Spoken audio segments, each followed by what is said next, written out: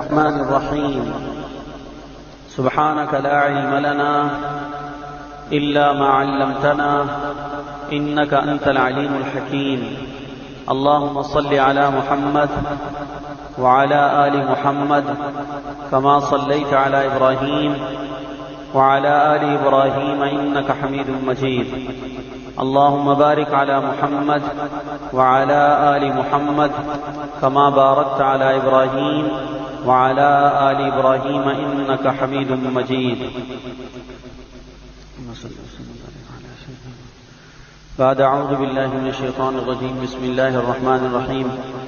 ومن الناس من يقول آمنا بالله وباليوم الآخر وما هم بمؤمنين يخادعون الله والذين آمنوا وما يخدعون إلا أنفسهم وما يشعرون في قلوبهم مرض فزادهم الله مرضا ولهم عذاب أليم بما كانوا يكذبون. وإذا قيل لهم لا تفسدوا في الأرض قالوا إنما نحن مصلحون ألا إنهم هم المفسدون ولكن لا يشعرون. وإذا قيل لهم آمنوا كما آمن الناس قالوا أنؤمن كما آمن السفهاء ألا إنهم هم السفهاء ولكن لا يعلمون.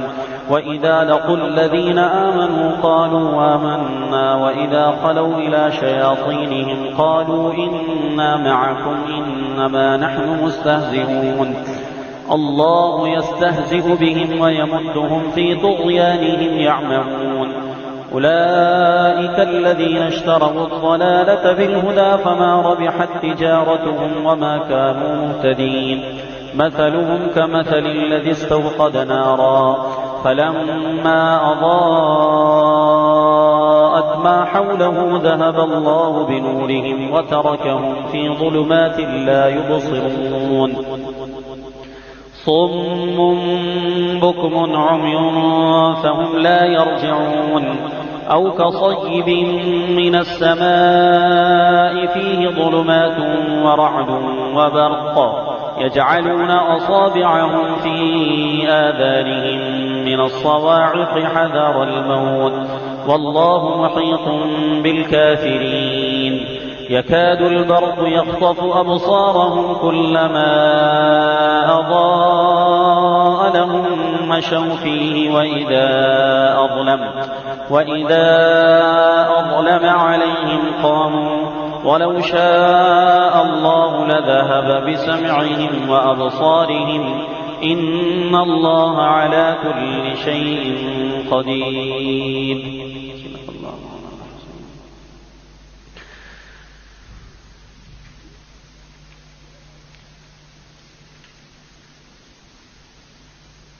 سورۃ البقرہ کا دوسرا رکوع، اس کا موضوع میں نے جب آپ حضرات کو شروع میں بتایا تھا تو یہ بتا دیا تھا کہ اس رکوع کے اندر منافقین کے امراض اور ان کے اقسام کا بیان ہے. منافقین کے امراض اور ان کے اقسام کا بیان ہے.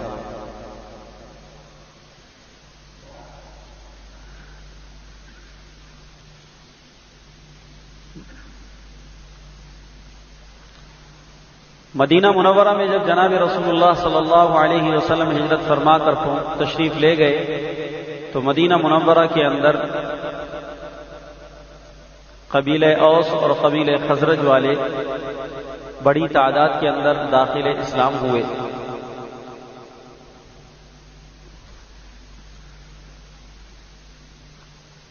ان دونوں قبیلوں کے اندر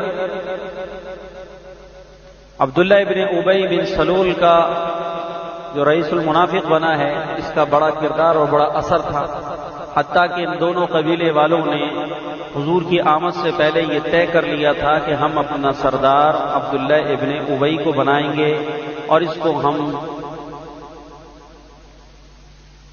بادشاہ کا جو تاج ہے وہ اس کے سر پر رکھیں گے.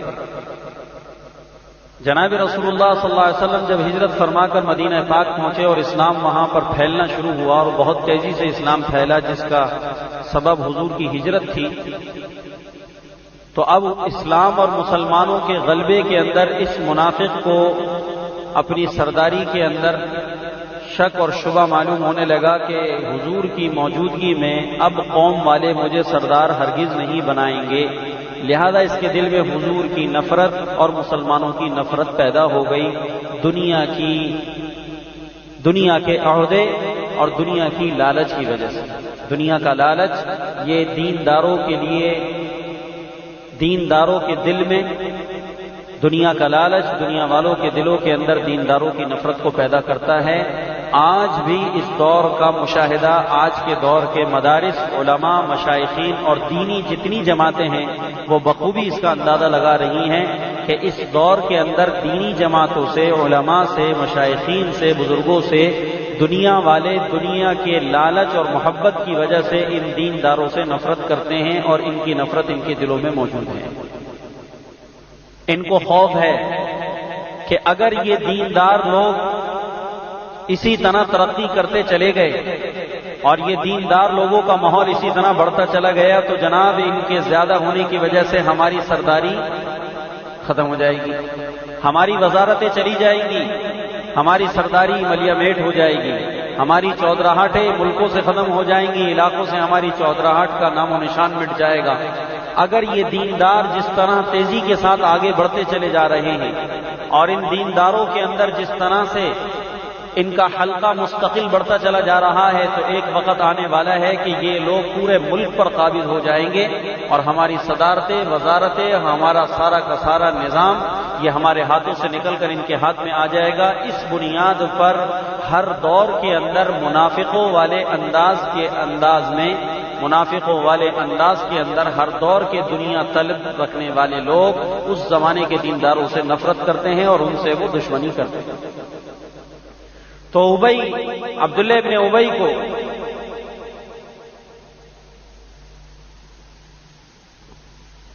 یہ خوف لاحق ہوا کہ میری تو سرداری گئی، لہذا اس نے دشمنی کا ارادہ کیا، اور چونکہ کھل کر دشمنی نہیں کر سکتا تھا اس لیے دشمنی کے لیے اس نے یہ ترتیب اختیار کری کہ ظاہر میں اسلام کو قبول کر لیا جائے اور پس پردہ دل کے اندر کفر کو رکھا جائے تاکہ ہم مسلمانوں کو اچھی طرح سے نقصان پہنچا سکیں۔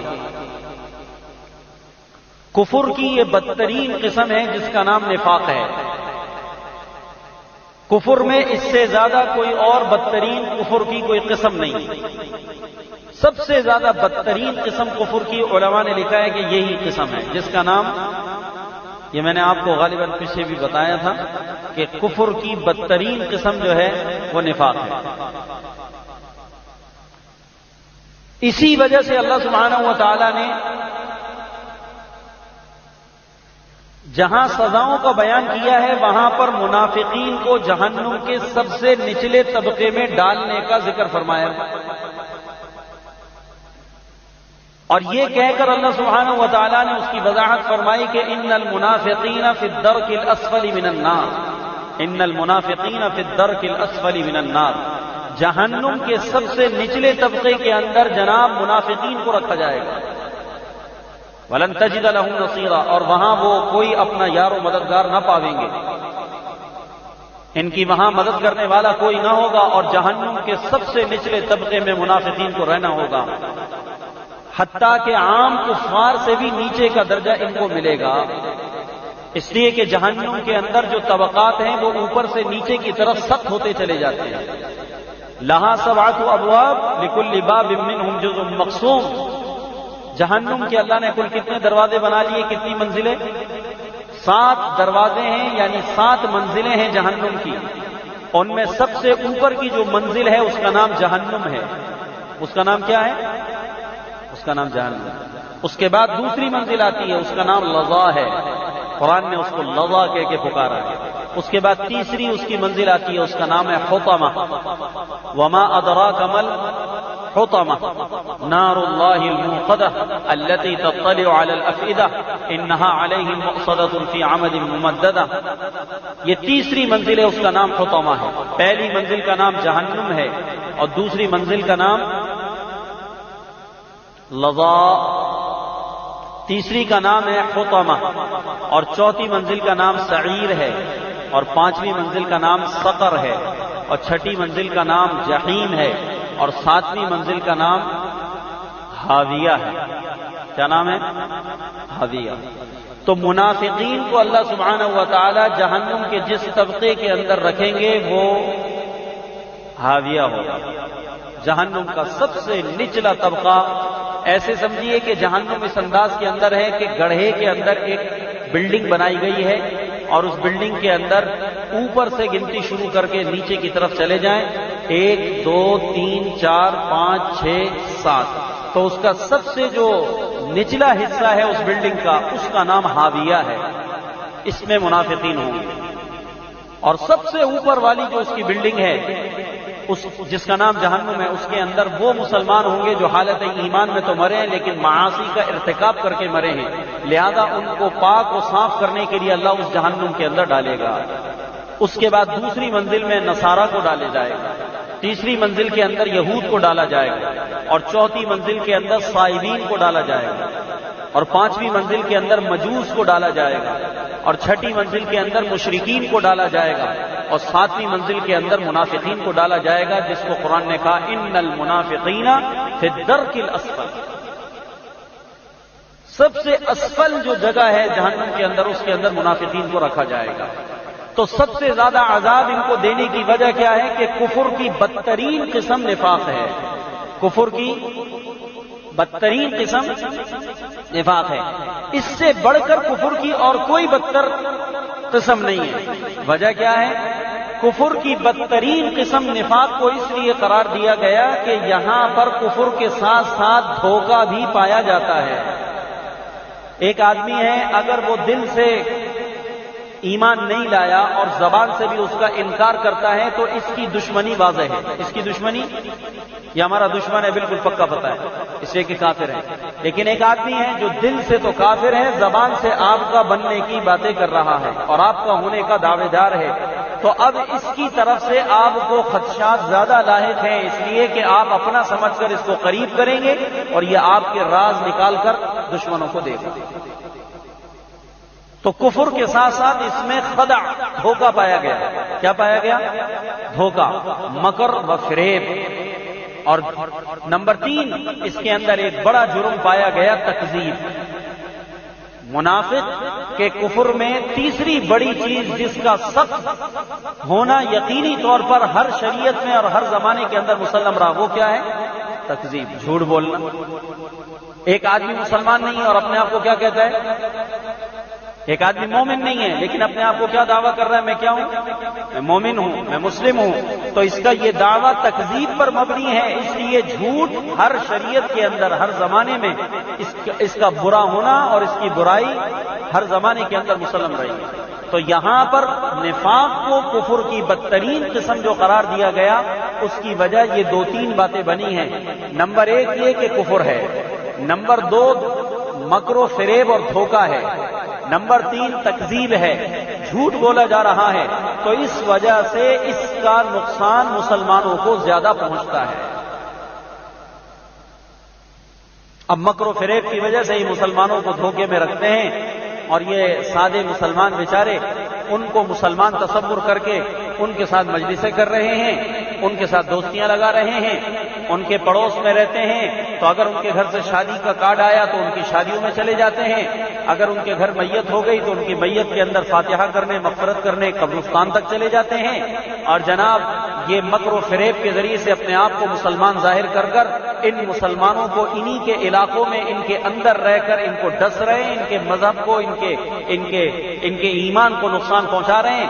اور جناب اتنا قریب آ گئے کہ اب جو ہے کھانا پینا بھی ان کے ساتھ ہے اور آگے چل کے بچی جوان ہو گئی اور یہاں سے بچہ جوان ہو گیا اور جناب آپس کے اندر ان کی محبتیں ہو گئیں یا بڑوں کو آپس کے اندر یہ رشتہ سمجھ میں آ گیا تو انہوں نے ان کے ظاہری اسلام کی وجہ سے دھوکہ کھا کر ایک مومنہ بچی کو، عفت اور پاک دامنی والی لڑکی کو ایک کافر کے حوالے کر دیا اور باقاعدہ اس کا اسلامی طریقے سے نکاح بھی ہو گیا.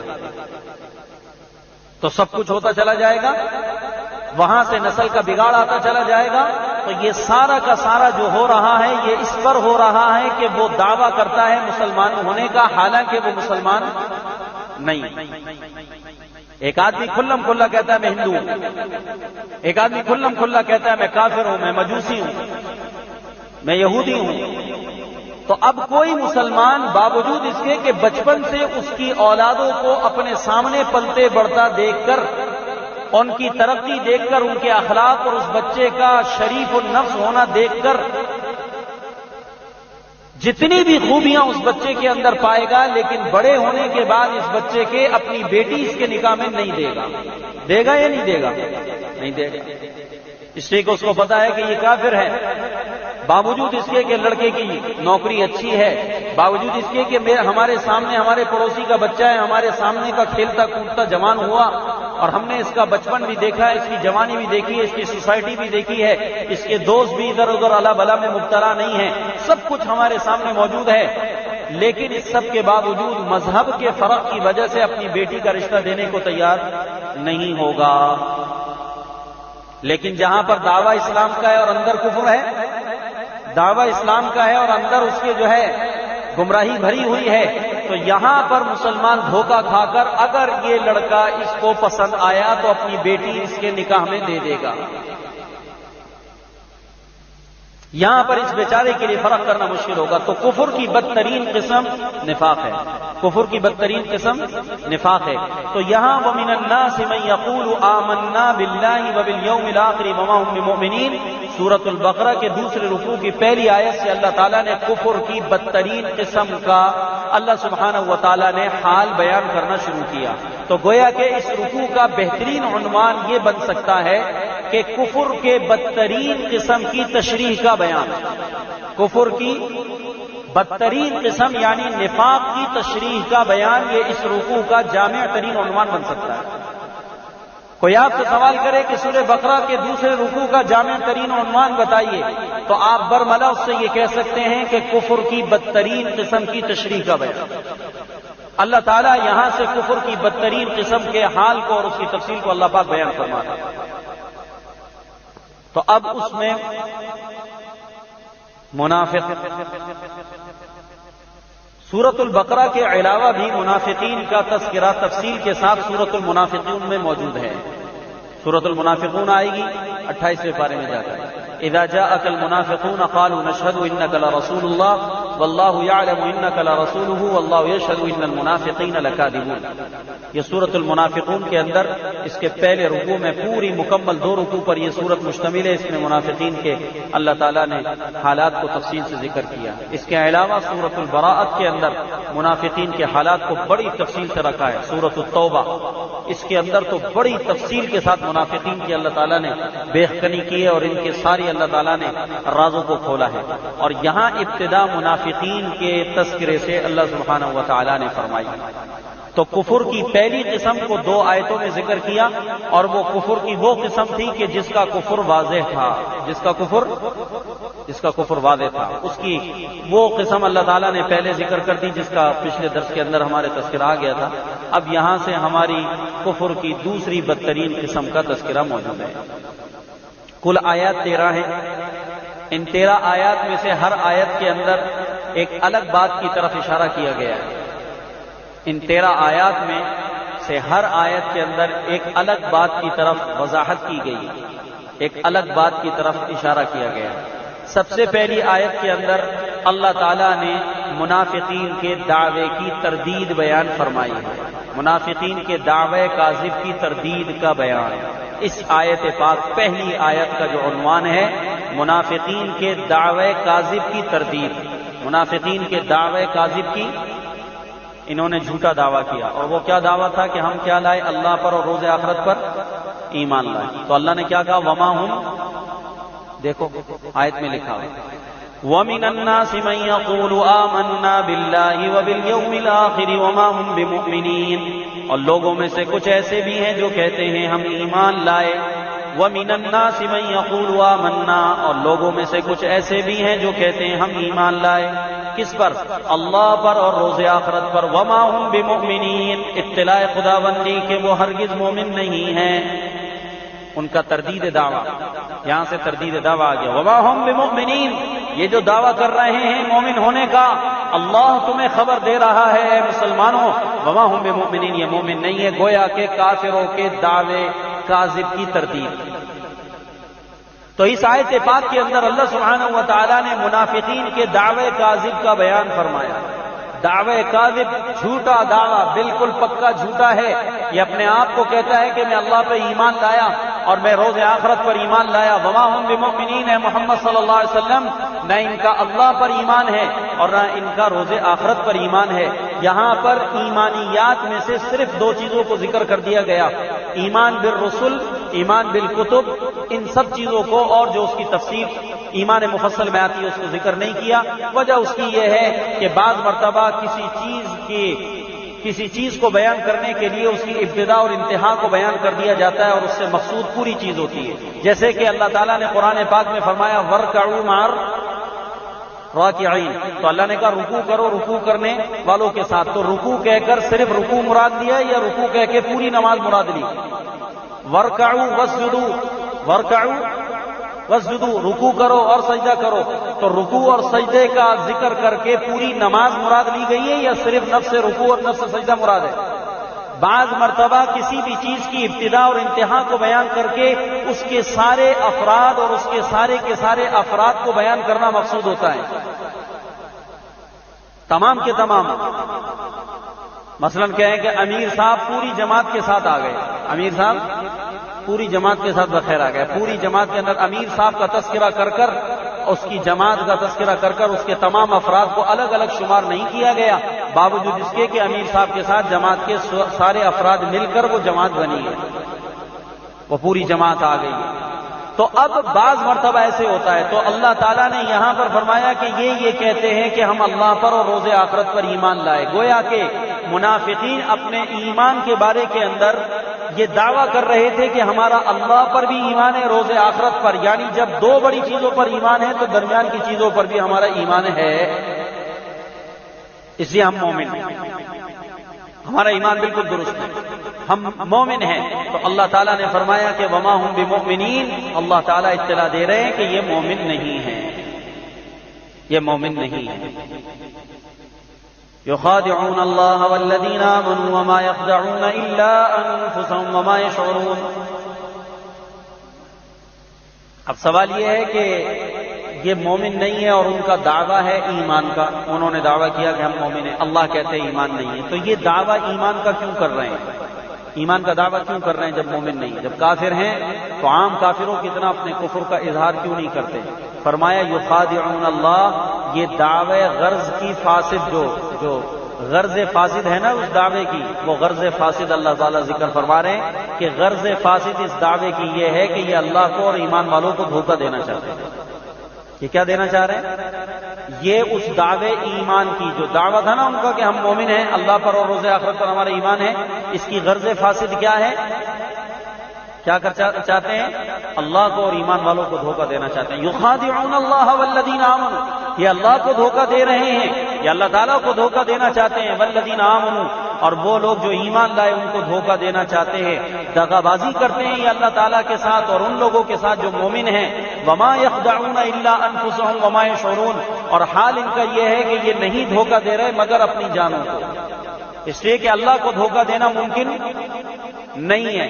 البتہ ایمان والوں کو دھوکہ دینا ممکن ہے، جیسا کہ میں آپ کو دھوکہ دے دوں آپ مجھے دے دیں. لیکن خدا عز و جل نے دھوکے کی نسبت ان کی جان کی طرف کر کر اللہ تعالیٰ نے اس بات کو ذکر کر دیا کہ نہ رب کو دھوکہ دے سکتے ہیں نہ ایمان والوں کو. وجہ اس کی یہ ہے کہ اللہ کو دھوکہ دینا تو ناممکن ہے اور اس کا ناممکن ہونا اظہر من الشمس ہے، لیکن ایمان والوں کو کیسے دھوکہ نہیں دے پاتے؟ تو اللہ نے کہا اس کی وجہ یہ ہے کہ میں جبرائیل کو بھیج کر سارے ان کے راز محمد کے ذریعے فاش کرا دیتا ہوں اور ایمان والوں کو یہ پتہ چل جاتا ہے کہ یہ ہمیں دھوکہ دینے کی کوشش کر رہے ہیں، لہذا وہ ان کی اس سازشوں سے اپنے آپ کو چوکنا کر لیتے ہیں اور ان کی سازشوں کی وجہ سے ان ایمان والوں کو ذرہ برابر بھی کوئی نقصان نہیں پہنچتا. اس وجہ سے نہ ایمان والوں کو دھوکہ دے پا رہے ہیں نہ اللہ کو دھوکہ دے سکتے ہیں، اور یہ دھوکہ اگر دے رہے ہیں تو صرف اپنی جانوں کے دے رہے ہیں. مومنوں کو دھوکہ نہیں ہو سکتا، اس لیے کہ مومنوں کو اطلاع کرنے والے کون ہیں؟ محمد صلی اللہ علیہ وسلم، اور محمد صلی اللہ علیہ وسلم کو خبر کس نے کی؟ اللہ نے خبر کی۔ اللہ نے بتایا کہ محمد علیہ الصلوۃ والسلام یہ منافقین ہیں اور یہ اس طرح کی ساز باز کر رہے ہیں اور یہ اس کے پیچھے پس پردہ یہ ارادہ کرتے ہیں، ان کا ارادہ یہ ہے، ان کا ارادہ یہ ہے، اور یہ آپ صلی اللہ علیہ وسلم کو قتل کرنا چاہتے ہیں، اور یہ ابو بکر رضی اللہ عنہ کو نقصان پہنچانا چاہتے ہیں، حضرت عمر کو نقصان پہنچانا چاہتے ہیں، اور یہ جو انہوں نے مسجد بنائی ہے مسجد ضرار، اس مسجد کا مقصد نماز پڑھنا نہیں ہے، جس میں آپ کو نماز پڑھنے کے لیے یہ دعوت دے کر جا رہے ہیں کہ محمد صلی اللہ علیہ وسلم آپ تشریف لے آئیں اور آپ آ کر یہاں پر نماز ادا کر لیں تاکہ باقاعدہ ہماری یہ مسجد کے حکم میں ہو جائے، آپ صلی اللہ علیہ وسلم کے قدم مبارک کے پڑھنے سے یہاں خیر و برکت آ جائے گی، اس لیے آپ صلی اللہ علیہ وسلم اس مسجد میں تشریف لے آئے، اور آپ صلی اللہ علیہ وسلم سفر میں جا رہے تھے، آپ نے فرمایا ٹھیک ہے میں سفر سے لوٹنے کے بعد تمہاری اس مسجد میں آ کر دعائے خیر کر لوں گا، لیکن جب آپ صلی اللہ علیہ وسلم سفر سے لوٹے تو ابھی مسجد میں جانے کا ارادہ تھا اور ابھی مسجد کی طرف آپ صلی اللہ علیہ وسلم پہنچے نہیں تھے کہ جبرائیل آ گئے اور بتا دیا کہ اللہ کے پیارے پیغمبر یہ مسجد نہیں ہے، یہ تو ضرر کی جگہ ہے، والذین اتخذوا مسجدا ضرارا وکفرا، یہ تو کفر ہے، یہ تو کفر کا اڈا ہے، یہ تو ضرر کی جگہ ہے، مسجد کے نام پر اس کو بنایا گیا ہے، اور آپ صلی اللہ علیہ وسلم کے ذریعے سے یہ چھاپ لگوانا چاہتے ہیں تاکہ آس پاس کے اطراف کے سادہ لو مسلمان مسجد نبوی میں نماز پڑھنے کے لیے جانے کے بجائے اسی مسجد میں نماز پڑھیں، اور یہ لوگ یہاں پر ان مسلمانوں کو ورغلا کر دوبارہ کفر کی طرف لوٹا۔ یہ تو کفر کا اڈا بنا ہے، یہ تو ضرر پہنچانے کی جگہ بنی ہے۔ تو دیکھیے ان لوگوں نے مسجد بنائی، لیکن اللہ تعالیٰ نے اس مسجد کے بارے میں حضور پاک صلی اللہ علیہ وسلم کو خبر دے دی کہ یہ مسجد نہیں ہے۔ تو اس سے حضور کو اور مسلمانوں کو جو تکلیف پہنچنے کا خدشہ تھا، اس خدشے سے مسلمان اور حضور صلی اللہ علیہ وسلم محفوظ ہو گئے۔ تو یخادعون اللہ والذین آمنوا وما یخدعون الا انفسهم وما یشعرون، یہ دغا بازی کرتے ہیں، دھوکہ دیتے ہیں اللہ کو، والذین آمنوا، اور وہ لوگ جو ایمان لائے، وما یخدعون الا انفسهم، اور نہیں دھوکہ دیتے الا انفسهم مگر اپنی جانوں کو، وما یشعرون، اور حال یہ ہے کہ منافقین اس کا شعور بھی نہیں رکھتے، ان کو پتہ بھی نہیں ہے کہ یہ بیچارے اپنے آپ کو دھوکہ دے رہے ہیں، اس لیے کہ اللہ تعالیٰ جب ان کے رازوں کو فاش کرتا چلا جا رہا ہے تو مسلمان ان کے کفر پر مطلع ہوتے چلے جا رہے ہیں، جس کی وجہ سے ان کو دنیا کے اندر بھی مسلمانوں سے تکلیفیں پہنچیں گی اور یہ لوگ مسلمانوں کے سامنے ذلیل اور خوار ہو جائیں گے، بے عزت ہو جائیں گے، اور ان بیچاروں کو اتنا بھی شعور نہیں ہے کہ یہ اس بات کو سمجھ سکیں کہ ہمارے راز فاش ہو رہے ہیں، اللہ تعالیٰ اطلاع دے رہا ہے، ہم اللہ تعالیٰ کو دھوکہ نہیں دے سکتے۔ اب یہاں پر ایک سوال پیدا ہوتا ہے کہ منافقین ایمان والوں کو جو دھوکہ دے رہے ہیں، اس میں تو سمجھ میں آتا ہے کہ انہوں نے ایمان والوں کو دھوکہ دینے کے لیے چالیں کھیلی، لیکن شاید کہ کوئی ایک منافق بھی حضور کے زمانے کا ایسا نہ ہوگا جو یہ سمجھتا ہو کہ میں اللہ کو بھی دھوکہ دے دوں گا، لیکن اللہ نے کہا کہ یخادعون اللہ، یہ تو اللہ کو دھوکہ دے رہے ہیں۔ حالانکہ منافقین میں شاید کوئی ایک منافق بھی ایسا نہ ہو جس کا عقیدہ یہ ہو کہ میں اللہ سے بھی فراڈ کر دوں گا، اللہ پاک کو بھی میں دھوکہ دے دوں گا۔ اتنا تو مانا جا سکتا ہے کہ وہ انسانوں کو، عام انسانوں کو یعنی مومنین کو دھوکہ دے دے، لیکن خود رب ذوالجلال والاکرام کو کوئی دھوکہ دے دے تو اتنا تو کوئی کافر بھی اس کا تصور نہیں کرتا، کوئی منافق اس کا کیسے تصور کر رہا ہے کہ میں اللہ کو دھوکہ دے رہا ہوں، حالانکہ اللہ نے کہا یخادعون اللہ۔ تو اس کے اندر مفسرین نے کہا کہ اس میں شک نہیں کہ وہ لوگ بھی اللہ تعالیٰ کو دھوکہ دینے کے ذہن سے یہ چال بازیاں نہیں کرتے تھے، لیکن اللہ تعالیٰ نے دھوکے کی نسبت اپنی طرف کر کر اپنے نبی کی، اور اللہ نے اپنے ولیوں کی عظمت کو اجاگر کیا ہے کہ دھوکہ تو رسول اور ایمان والوں کو دے رہے ہیں، لیکن یاد رکھو کہ جو اللہ کے نیک بندوں کو اور رسولوں کو دھوکہ دینے کی کوشش کر رہے تو ان کو دھوکہ دینا ایسا ہے جیسا کہ اللہ کو دھوکہ دیتا ہے۔ اللہ کو دھوکہ تو نہیں دے رہے، لیکن ان کا مقام اللہ تعالیٰ کے ہاں اتنا بلند ہے کہ ان کو دھوکہ دینا گویا کہ خدا کو دھوکہ دینا ہے، اس لیے کہا یخادعون اللہ، یہ اللہ کو دھوکہ دیتے ہیں۔ حالانکہ منافقین میں کوئی ایک بھی ایسا نہیں تھا جو اللہ کو دھوکہ دینے کی نیت سے یہ سارے کام کر رہا ہو۔ اللہ تو بڑی طاقتور ذات ہے، اس اللہ کی عظمت و جلال اور اس اللہ کی شان کو تو ایک وہ آدمی جو اب تک پکا سچا مسلمان نہیں ہے وہ بھی کسی نہ کسی تصور میں اللہ کو مانتا ہے. دنیا میں جتنے بھی کافر ہیں کسی نہ کسی تصور کے اندر ان کے اللہ پاک کا تصور ان کے ذہنوں میں موجود ہے، لیکن اپنا ذاتی تصور ان کا وہ ایمان کے لیے کافی نہیں ہے. اس لیے باوجود اس کے کہ اللہ کو مانتے ہیں، اس وقت بھی دنیا بھر کے اندر جو انگریز موجود ہیں، دہریہ جو فرقہ ہے نا جس کو دہریہ کہتے ہیں، جو اللہ کے وجود ہی کا منکر ہے، دنیا کے اندر بہت تھوڑے ہیں، بہت تھوڑے ہیں، تلاش کے باوجود بھی نہیں ملتے دہریہ. زیادہ تر انسان دنیا میں ایسے ہیں جو کسی نہ کسی تصور کے اندر اور کسی نہ کسی شکل کے اندر اللہ پاک کے وجود کے قائل ہیں. تو یخادعون اللہ، اللہ کو دھوکہ دیتے ہیں، تو اللہ پاک کو دھوکہ نہیں دے سکتے. تو یہاں پر اللہ نے اپنے نبی کی شان کو بلند بتانے کے لیے یہ بتایا کہ رسول کو دھوکہ دینا، ایمان والوں کو دھوکہ دینا خود اللہ تعالیٰ کو دھوکہ دینے کے مترادف ہے. جیسا کہ کہا گیا من عادى لي وليا فقد آذنته بالحرب، جو میرے کسی دوست سے دشمنی کرے گا تو میری طرف سے اس کا اعلان ہے. اللہ پاک کی طرف سے آیا حکم من عادى لي وليا فقد آذنته بالحرب، جو میرے کسی ولی سے دشمنی کرے گا تو میرے کسی ولی کو ستانے والے کے خلاف اللہ کی طرف سے اعلان جنگ ہے. اس نے گویا کہ کس کو چھیڑ دیا؟ اللہ پاک کو چھیڑا. اس نے کس کو ستایا؟ اللہ کو ستایا. اللہ کے نیک بندوں کو ستانے والا اللہ کو ستانے والا تصور کیا جاتا ہے. اس لیے حضور صلی اللہ علیہ وسلم نے ارشاد فرمایا اللہ اللہ فی اصحابی لا تتخذوهم من بعدی غرضا، دیکھو میرے صحابہ کے بارے میں اللہ سے ڈرنا.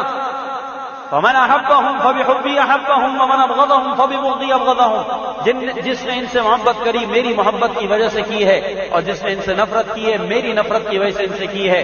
ومن آذاهم فقد آذانی ومن آذانی فقد آذان اللہ، جس آدمی نے میرے صحابہ کو ستایا اس نے مجھے ستایا، اور جو مجھے ستانے والا وہ گویا کہ اللہ کو ستانے والا ہے، اور جو اللہ کو ستانے والا ہے قریب ہے کہ اللہ پاک اپنے عذاب میں اس کو گرفتار کر دے. نبی کو ستانے والا اللہ کو ستانے والا ہے، نبی کو ستانے والا اللہ کو تکلیف پہنچانے والا ہے. اس لیے کہ نبی کس کے لاڈلے ہوا کرتے ہیں؟ جی نبی اللہ کے لاڈلے ہوا کرتے ہیں، اس لیے نبیوں کو ستانے والا گویا کہ خدا کو تکلیف پہنچانے والا ہے. پھر اللہ پاک تو اس کو چھوڑتے نہیں ہیں. تو منافقین کے بارے میں اللہ نے فرمایا یخادعون اللہ والذین آمنوا. تو دیکھو اس دوسری آیت کے اندر اللہ تعالیٰ نے دوسری بات ذکر فرمائی، اور وہ یہ کہ منافقین غرض فاسد کی وجہ سے یہ دعویٰ کر رہے ہیں، اور ان کی غرض فاسد یہ ہے کہ وہ اللہ پاک کو اور ایمان والوں کو دھوکہ دینا چاہتے ہیں. وما یخدعون الا انفسهم، حالانکہ وہ نہیں دھوکہ دیتے مگر اپنی جانوں کو. وما یشعرون، اس کا شعور ان کے پاس نہیں.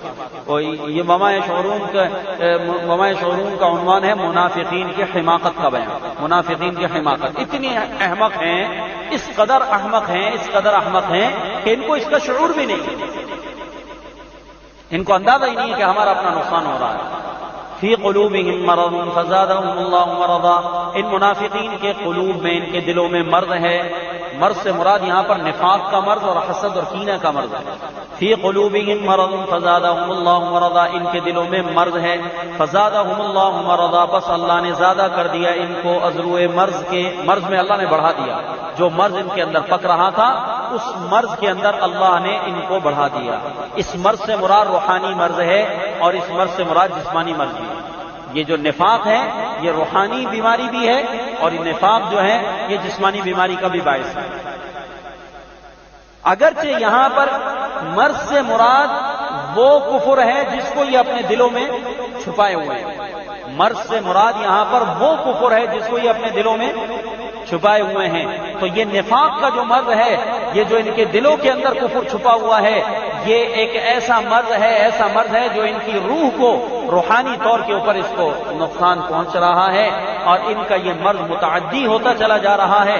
ان کا مرض آگے بڑھتا چلا جا رہا ہے کہ اللہ ان کے مرض میں ان کو روز بروز ترقی دے رہا ہے. کیسے ترقی دے رہا ہے اس کو ذکر کیا. فی قلوبہم مرض، ان کے دلوں میں مرض ہے، یعنی یہ چھپا ہوا کفر یہ مرض ہے. اور یقینی بات ہے میرے دوستو، ایک انسان کا اپنے پیدا کرنے والے اپنے خالق اور اپنے مالک اور اپنے محسن کو نہ پہچاننا، اس سے بڑا کوئی روحانی مرض ہو سکتا ہے؟ اور کفر اسی کا نام ہے کہ آدمی اللہ پاک کا انکار کرے، اللہ کے رسولوں کا انکار کرے، یہ کفر ہے۔ انسان اللہ پاک کو نہ مانے، اللہ کے رسولوں کو نہ مانے، اللہ کی کتابوں کو نہ مانے، تو ایک انسان اپنے پیدا کرنے والے خالق و مالک و رازق کو، اپنے محسن کو، محسن حقیقی کو ایک انسان نہ مانے، نہ تسلیم کرے، اس سے بڑھ کر کوئی روحانی مرض ہو سکتا ہے؟ تو اللہ نے کہا فی قلوبہم مرض، ان کے دلوں میں کفر ہے، وہ چھپا ہوا کفر، یہ مرض ہے، اور یہ ایک ایسا روحانی مرض ہے کہ اس سے بڑا کوئی مرض نہیں ہو سکتا۔ اپنے پیدا کرنے والے کو نہ ماننا، اپنے پیدا کرنے والے کو تسلیم نہ کرنا، اس خالق و مالک جس نے ساری کائنات کو پیدا کیا اور اس کے نفع کے لیے اس کو سب کو چلایا اور لگایا، پانی سے اس کو نفع پہنچ رہا، ہواؤں سے اس کو نفع پہنچ رہا، سردی گرمی اللہ نے اس کے نفع کے لیے بنا دی، دن رات کا نظام اللہ نے اس کے لیے بنا دیا، اور چرند اور پرند اور حشرات الارض اور نہ جانے کیا کیا غذائیں کا نظام اللہ نے بنایا۔ اس سب کے باوجود یہ اپنے پروردگار کا اب تک منکر ہے۔ اس سے بڑا کائنات میں اگر کوئی مرض ہے تو لے کر آؤ۔ فی قلوبہم مرض، اور یہ مرض کہاں پکتا ہے؟ دل میں۔ یہ مرض کہاں پک رہا ہے؟ اس مرض کی جگہ، اس مرض کے پیدا ہونے کی اور اس مرض کے پلنے اور بڑھنے کی جگہ یہ انسان کا دل ہے۔ اس دل کے اندر یہ مرض بن رہا ہے، اور یہ مرض ان کے دلوں میں موجود ہے۔ فزادہم اللہ مرضا، تو اللہ تعالیٰ نے اس مرض میں ان کو بڑھا دیا، یہ مرض میں اور بڑھتے چلے گئے۔ جتنی جتنی آیات اتر رہی اتنی اتنی آیات کو سن کر اور بعد ہو رہا بوجہ انکار کے، تو جتنا انکار ہو رہا مرض اور بڑھتا چلا جا رہا۔ قرآن کی آیتیں اتر رہی ہیں، محمد صلی اللہ علیہ وسلم کے اوپر اسلام پھیلتا چلا جا رہا ہے، اسلام کی ترقی دیکھ کر اور حسد کرتے چلے جا رہے ہیں، اور نفرتیں بڑھتی چلی جا رہی، مسلمانوں کی نفرتیں بڑھ رہی ہیں، محمد صلی اللہ علیہ وسلم کی نفرتیں بڑھ رہی ہیں۔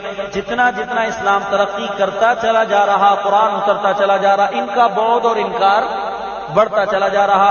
فزادہم اللہ مرضا، تو اللہ تعالیٰ نے اسلام کو بڑھا کر مزید بڑھا، قرآن کی آیات کو اور صورتوں کو اتار اتار کر اللہ نے ان کے مرض میں ان کو بڑھا دیا، یہ اور مرض کے اندر بڑھتے چلے جا رہے ہیں۔ تو یہ روحانی مرض ہے۔ یہ کیا ہے؟ روحانی مرض۔ اور نفاق جو ہے یعنی چھپا ہوا کفر، یہ جسمانی مرض بھی ہے، یہ جسمانی مرض۔ دیکھو جسمانی مرض کیسے؟ روحانی مرض تو بآسانی سمجھ میں آ گیا۔ جسمانی مرض بایمانہ ہے کہ اب یہ لوگ اپنے اس نفاق کو، یہ اندر کے کفر کو خوف کی وجہ سے کسی کے سامنے ظاہر کرنے کی بھی پوزیشن میں یہ ظاہر نہیں کر سکتے، اندر ان کے کفر ہے، اب اس کو کسی کے سامنے یہ ظاہر کرنے کی پوزیشن میں نہیں ہے۔ اور اندر ان کے مسلمانوں کی ترقی کی وجہ سے ان کے دل میں مسلمانوں کے خلاف کیا پیدا ہو رہا ہے؟ حسد پیدا ہو رہا ہے، اور حاسد جو ہے وہ اپنے حسد کی آگ میں خود ہی جلتا رہتا ہے۔ حاسد اپنے حسد کی آگ میں خود ہی جلتا رہتا ہے، کڑتا رہتا ہے، اندر اندر اسلام پھیل رہا ہے، بڑھ گئے۔ کیا ہوا جناب؟ صدیق اکبر مسلمان ہو گئے۔ اور کیا ہوا؟ صدیق اکبر نے ایک محنت کری اور سارا دن کے اندر محنت کر کے 6 آدمی محمد صلی اللہ علیہ وسلم کی خدمت میں پیش کر دیے۔ کیا ہو گیا؟ مسلمان ہو گئے۔ اور کیا ہو گیا؟ حضرت عمر جو اسلام کے دشمن، محمد صلی اللہ علیہ وسلم کے دشمن، کیا ہوا؟ اسلام میں داخل ہو گئے۔ عبداللہ ابن مسعود جو قوم کے بڑے انسان، کیا ہوا؟ مسلمان ہو گئے۔ ابو موسیٰ اشعری قوم کے بڑے سردار، کیا ہوا؟ مسلمان ہو گئے۔ فلانا کیا ہوا؟ مسلمان ہو گیا، فلانا اسلام میں داخل، فلانا اسلام میں داخل۔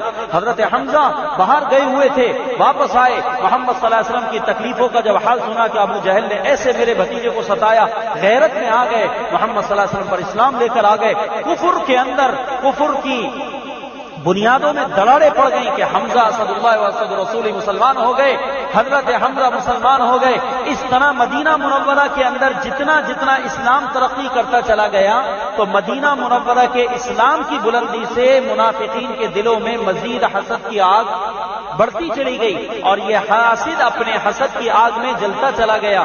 اور پھر سب سے بڑی بات یہ ہے کہ جب آدمی اپنی حسد کی آگ میں جل رہا ہو تو اس کے بدن کو بھی اس کا نقصان پہنچتا ہے۔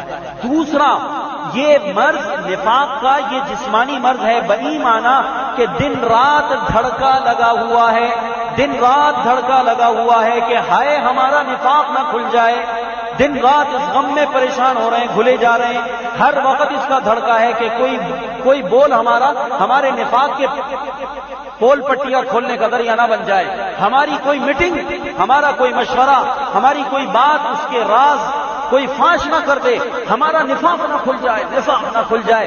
اس بار بار کے اس غم اور خدشے کی وجہ سے، اس کی وجہ سے سارا دن اور ساری رات کس میں مبتلا ہے؟ کرب میں، مصیبت میں، جس کو آپ کہتے ہیں انگلش میں ٹینشن۔ کیا کہتے ہیں؟ ٹینشن۔ یہ ٹینشن ہے، ہائے میرا راز نہ کھل جائے، ہائے میرا راز نہ کھل جائے، ہائے میرا راز نہ کھل جائے، ہائے میرا راز نہ کھل جائے، یہ ٹینشن ہے۔ اور ٹینشن کتنی بڑی بیماری ہے۔ ڈاکٹر کہتے ہیں کہ شوگر جو ہو رہی ہے وہ کس وجہ سے؟ میٹھا کھانے سے شوگر نہیں ہوتی، بلکہ کس وجہ سے ہوتی ہے؟ ٹینشن سے ہوتی ہے۔ بلڈ پریشر کا جو مریض ہے وہ کس وجہ سے ہوتا ہے؟ ٹینشن کی وجہ سے ہوتا ہے۔ آدمی بڑی بڑی بیماریوں کے اندر، ہارٹ کا پیشنٹ ہے تو ٹینشن کی وجہ سے، ٹینشن ٹینشن ٹینشن۔ تو منافقین کو کیا لگ گئی؟ ٹینشن لگ گئی۔ فی قلوبہم مرض فزادہم اللہ مرضا، ان کے دلوں میں مرض ہے۔ یہ مرض روحانی بھی ہے اور یہ جسمانی بھی ہے۔ جسمانی بہی معنی کہ ان کو ہر وقت ڈر لگا ہوا ہے، اور اس ڈر اور خوف کی وجہ سے ٹینشن، اور ٹینشن کی وجہ سے بدن بیمار ہو گیا۔ لہذا مدینہ منورہ کے اندر جتنی بیماریاں ان بےایمانوں کو لگی ہیں، اتنی بیماری کسی کو بھی نہیں لگی۔ سب سے زیادہ بیمار جو جسمانی تھے وہ کون تھے؟ منافقین تھے۔ منافقین مرد، منافقین عورتیں، منافقین کے جو ساز باز کرنے والے لوگ تھے، سب سے زیادہ امراض کے جو شکار تھے مدینہ منورہ کے اندر وہ یہ لوگ تھے۔ اور جو مومن ہوتا ہے وہ کھلے دل کا ہوتا ہے، صاف کتاب ہوتی ہے، کھلی ہوئی کتاب ہوتی ہے، وہ اندر سے بھی ویسا، باہر سے بھی ویسا، لہذا وہ بالکل صاف شفاف حالت کے اندر ہوتا ہے، اس لیے اس کو کوئی ٹینشن نہیں۔ تو مومنین کو جب کوئی ٹینشن نہیں ہوتی تو کوئی بیماری جسمانی بھی ان کے قریب نہیں آتی۔ ہم تو دنیاوی اعتبار سے پریشانیوں میں گھرے ہوئے ہیں، اس کے باوجود مسلمان ہونے کے اس ٹینشن کی وجہ سے بہت سارے لوگ بہت ساری بیماریوں میں مبتلا ہیں۔ ورنہ حضور پاک صلی اللہ علیہ وسلم کے زمانے کے اندر تو صحابہ ایسے صاف ستھرے تھے کہ کوئی ایک بھی ایسا نہ تھا کہ جناب جو بیماریوں سے پاک و صاف نہ ہو۔ اللہ تعالیٰ نے ایسے، اور ہلکا پھلکا سر میں درد، بخار، یہ ایسا کچھ آتا رہتا تھا بس، لیکن کوئی ایسی مورسی اور بڑی بیماری صحابہ میں سے کسی صحابی کو نہیں تھی۔ اللہ تعالیٰ نے صحابہ کو بیماریوں سے بچا رکھا تھا۔ یہ مرض جو ہے یہ منافقین کے اندر تھا۔ تو اس آیت پاک میں اللہ تعالیٰ نے بیماری کی نسبت ایمان والوں کی طرف کی ہے یا منافقین کی طرف؟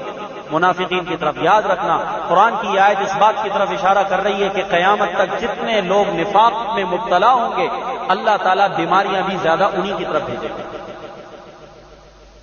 مومن بن کر رہو اللہ صحت دے گا، ایمان والے بن کر رہو، اندر اور باہر سے کھلی ہوئی اور صاف کتاب بن کر رہو، اللہ تعالیٰ تمہیں بیماریوں سے بھی بچائے گا۔ اور اگر تمہارے اندر نفاق پک رہا ہے، تمہارے اندر منافقوں والی علامات موجود ہیں، جیسا کہ حضور صلی اللہ علیہ وسلم نے ارشاد فرمایا کہ آیت المنافق ثلاث، منافق کی 3 نشانیاں ہیں۔ کیسے پہچانو گے کہ یہ آدمی منافق ہے؟ اذا حدث كذب واذا وعد اخلف واذا اؤتمن خان، او كما قال علیہ السلام۔ آپ نے فرمایا منافق کی نشانیاں 3 ہیں۔ پہلی نشانی یہ کہ جب بات کرے گا تو کیا بولے گا؟ جھوٹ بولے گا، اور جب وعدہ کرے گا تو وعدہ خلافی کرے گا، اور جب امانت رکھا جائے گا تو اس میں خیانت کرے گا۔ فرمایا اگر تمہارے اندر یہ منافقین والی علامات موجود ہیں تو اس کا مطلب یہ ہے کہ عقائد کے اعتبار سے تو تم منافق نہیں ہو، لیکن عملاً تم منافق ہوتے چلے جا رہے ہو۔ ایک ہے عقیدے کا منافق اور ایک ہوتا ہے عمل کا منافق۔ تو منافقین کی یہ علامات ہیں، جھوٹ بولنا، بات میں جھوٹ بولنا، یہ منافقین کی علامت ہے۔ اس لیے کہ اگلی آیت میں اللہ پاک اس کو ذکر کر رہے ہیں، اسی آیت میں اللہ تعالیٰ نے اس کو ذکر کیا ہے۔ فی قلوبہم مرض فزادہم اللہ مرضا، ان کے دلوں میں مرض ہے، فزادہم اللہ مرضا، اللہ نے ان کو ان کے مرض میں بڑھا دیا ہے۔ ولہم عذاب علیم بما کانوا یکذبون، اور ان کے لیے دردناک عذاب، کس کے لیے؟ منافقین کے لیے، منافقین کے لیے دردناک عذاب، بما کانوا یکذبون، اس وجہ سے کہ یہ جھوٹ کہتے ہیں۔ عذاب کس وجہ سے کہ کیا بولتے ہیں؟ جھوٹ کہتے ہیں۔ اب یہاں پر سوال یہ پیدا ہوتا ہے کہ بھائی اللہ تعالیٰ نے کہا عذاب علیم اور دردناک عذاب جو ان کو ملے گا ان کے جھوٹ بولنے کی وجہ سے ملے گا، حالانکہ جھوٹ زیادہ اشد ہے یا کفر اور نفاق زیادہ اشد ہے؟ بڑا گناہ جھوٹ ہے یا کفر ہے؟ بڑا گناہ جھوٹ ہے یا نفاق ہے؟ تو ہونا تو یہ چاہیے تھا کہ یہاں پر یہ کہنا چاہیے تھا بما کانوا یکذبون کی جگہ بسبب ان کے لیے دردناک عذاب، بسبب اس کے کہ یہ منافق ہیں، بسبب اس کے کہ یہ کافر ہیں۔ تو کفر بڑا، نفاق یہ بڑا مرض ہے اور یہ بڑی جو ہے یہ بڑا گناہ ہے، لیکن اللہ تعالیٰ نے عذاب علیم کی خبر دیتے ہوئے فرمایا کہ اس کا سبب ان کا جھوٹ بولنا بنا۔ تو اب یہاں پر سوال یہ پیدا ہوا کہ جھوٹ تو چھوٹا گناہ ہے کفر کے مقابلے میں، تو یہاں پر اللہ تعالیٰ نے یہ کیوں فرمایا بما کانوا یکذبون؟ تو مفسرین نے کہا اس میں شک نہیں کہ کفر اور نفاق یہ بڑا گناہ ہے جھوٹ کے مقابلے کے اندر، لیکن بات یہ ہے کہ ان کا اصلی جرم جھوٹ بولنا ہی تھا، اور جب اس عادت کے اندر بہت زیادہ آگے نکل گئے تو اس عادت کی وجہ سے یہ لوگ کفر اور نفاق تک جا پہنچے۔ اصل جرم تو ان کا جھوٹ بولنا ہی تھا، اصل جرم منافقین کا جھوٹ بولنا ہی تھا۔ اس جرم کے اندر جب یہ آگے بڑھتے چلے گئے اور اس کے اندر یہ نڈر ہوتے چلے گئے تو اس گناہ کی وجہ سے یہ لوگ کفر تک جا پہنچے۔ اس میں ڈرا دیا ہم مسلمانوں کو اس بات سے کہ اے مسلمانوں، جھوٹ اتنا خطرناک مرض ہے کہ اگر تم اس مرض کے عادی ہو گئے تو یہ مرض تمہیں کفر تک لے جائے گا۔ یہ مرض اتنا خطرناک ہے، اس لیے وَلَهُمْ عَذَابٌ أَلِيمٌ بِمَا كَانُوا يَكْذِبُونَ، ان کے لیے دردناک عذاب ہے۔ کیوں؟ بس سبب اس کے کہ انہوں نے جھوٹ بولا، اس لیے کہ گناہ میں جرم کے اعتبار سے وہ بڑے ہوئے جرائم ہیں، لیکن اللہ تعالیٰ نے تکذیب کو سبب بتایا ہے عذاب علیم کا۔ اس میں اشارہ کر دیا کہ اصلی جرم ان کا جھوٹ بولنا ہی تھا۔ جب اس عادت میں یہ پختہ ہو گئے تو اس پختہ ہونے کی وجہ سے، اس عادت کی وجہ سے، اس کی نحوست سے یہ کفر میں اور نفاق میں داخل ہو گئے۔ تو وَلَهُمْ عَذَابٌ أَلِيمٌ بِمَا كَانُوا يَكْذِبُونَ، ان کے لیے عذاب ہے دردناک بسبب اس کے کہ یہ جھوٹ بولتے ہیں۔ وَإِذَا قِيلَ لَهُمْ لَا تُفْسِدُوا فِي الْأَرْضِ قَالُوا إِنَّمَا نَحْنُ مُصْلِحُونَ، اور جب نئی بات شروع ہے، وَإِذَا قِيلَ لَهُمْ لَا تُفْسِدُوا فِي الْأَرْضِ قَالُوا إِنَّمَا نَحْنُ مُصْلِحُونَ، جب ان منافقین سے کہا جاتا ہے لا تفسدوا فی الارض، زمین میں فساد مت برپا کرو، لا تفسدوا فی الارض، زمین میں فساد نہ پھیلاؤ، قالوا انما نحن مصلحون، تو یہ کہتے ہیں کہ ہم تو اصلاح کرنے والے ہیں، ہم تو صرف اصلاح کرنے والے ہیں۔ انما نحن مصلحون، انما حصر کے ساتھ، نہیں جی نہیں، ہم فسادی نہیں ہیں، ہم تو صرف اصلاح کرنے والے ہیں۔ آپ کیسے کہتے ہیں ہمیں کہ ہم فساد کر رہے ہیں زمین کے اندر؟ ہم فساد نہیں کر رہے، ہم فساد نہیں کر رہے، ہم تو اصلاح کرنے والے ہیں۔ اللہ تعالیٰ نے فرمایا الا انہم هم المفسدون ولکن لا یشعرون، خبردار بے شک یہی فسادی ہیں، انہم هم المفسدون، بے شک یہی منافق فسادی ہیں، ولکن لا یشعرون، لیکن ان کو اپنے فساد کا شعور تک نہیں۔ یہ فساد کر رہے ہوتے ہیں اور ان کو اس کی بھی خبر نہیں ہوتی کہ ہم کیا کر رہے ہیں، جیسے بہت سارے لوگ ہیں غیبت کر رہے ہوتے ہیں لیکن اس کا بھی احساس نہیں ہوتا کہ ہم کیا کر رہے ہیں، دھوکہ دے رہے ہوتے ہیں لیکن اس کا بھی احساس نہیں ہوتا کہ ہم دھوکہ دے رہے ہیں، حرام کھا رہے ہوتے ہیں لیکن اس کا بھی احساس نہیں ہوتا کہ ہم کہتے ہیں نہیں جی ہم کہاں حرام کھا رہے ہیں، ہماری تو محنت کی کمائی ہے ہماری۔ اتنا آدمی کی عقل ماری جاتی ہے، مت ماری جاتی ہے۔ اس کو آپ ایسے کہہ لیں کہ ایک آدمی بیمار ہوتا ہے اور بیمار ہونے کے باوجود بھی اس کو اپنی بیماری کا پتہ نہیں ہوتا، وہ کہتا ہے نہیں میں تو بیمار نہیں، میں تو صحیح تندرست ہوں، حالانکہ وہ بیمار ہوتا ہے اور اندر ہی اندر گھل رہا ہوتا ہے اور اس کو اپنی بیماری کا احساس ہی نہیں ہوتا۔ تو اللہ تعالیٰ نے فرمایا کہ یہ فسادی ہیں، لیکن اتنا ان کی عقل ماری گئی کہ یہ اپنے فساد پر بھی مطلع نہیں، ان کو اپنے فساد کا بھی پتہ نہیں کہ ہم فسادی ہیں، حالانکہ یہ پکے فسادی ہیں۔ وَإِذَا قِيلَ لَهُمْ لَا تُفْسِدُوا فِي الْأَرْضِ، زمین میں فساد۔ اب منافقین کا زمین میں فساد کیا تھا تو یہ برپا کر رہے تھے جس سے ان کو روکا گیا۔ تو واضح ہے مسلمانوں کے راز چوری کر کے کافر کو دینا یہ فساد نہیں تو اور کیا ہے؟ اس سے بڑا کوئی فساد ہوگا؟ یہاں کہ تم راز اٹھاؤ اور جا کر امریکہ والوں کو دے دو، تو اس سے بڑا کوئی فساد ہوگا؟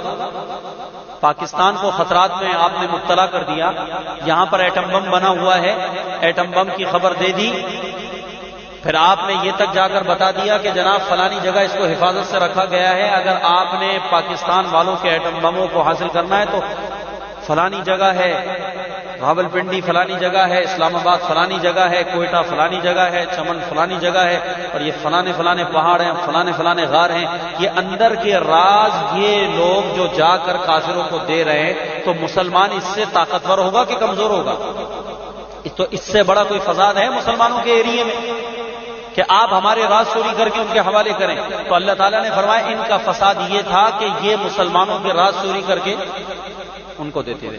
دوسرا فساد ان کا یہ تھا کہ جو ابھی ابھی نئے مسلمان ہوئے تھے، ان مسلمانوں کے دلوں میں اسلام اور محمد علیہ السلام کے خلاف شکوک و شبہات پیدا کر کر ورغلا کر ان کو دوبارہ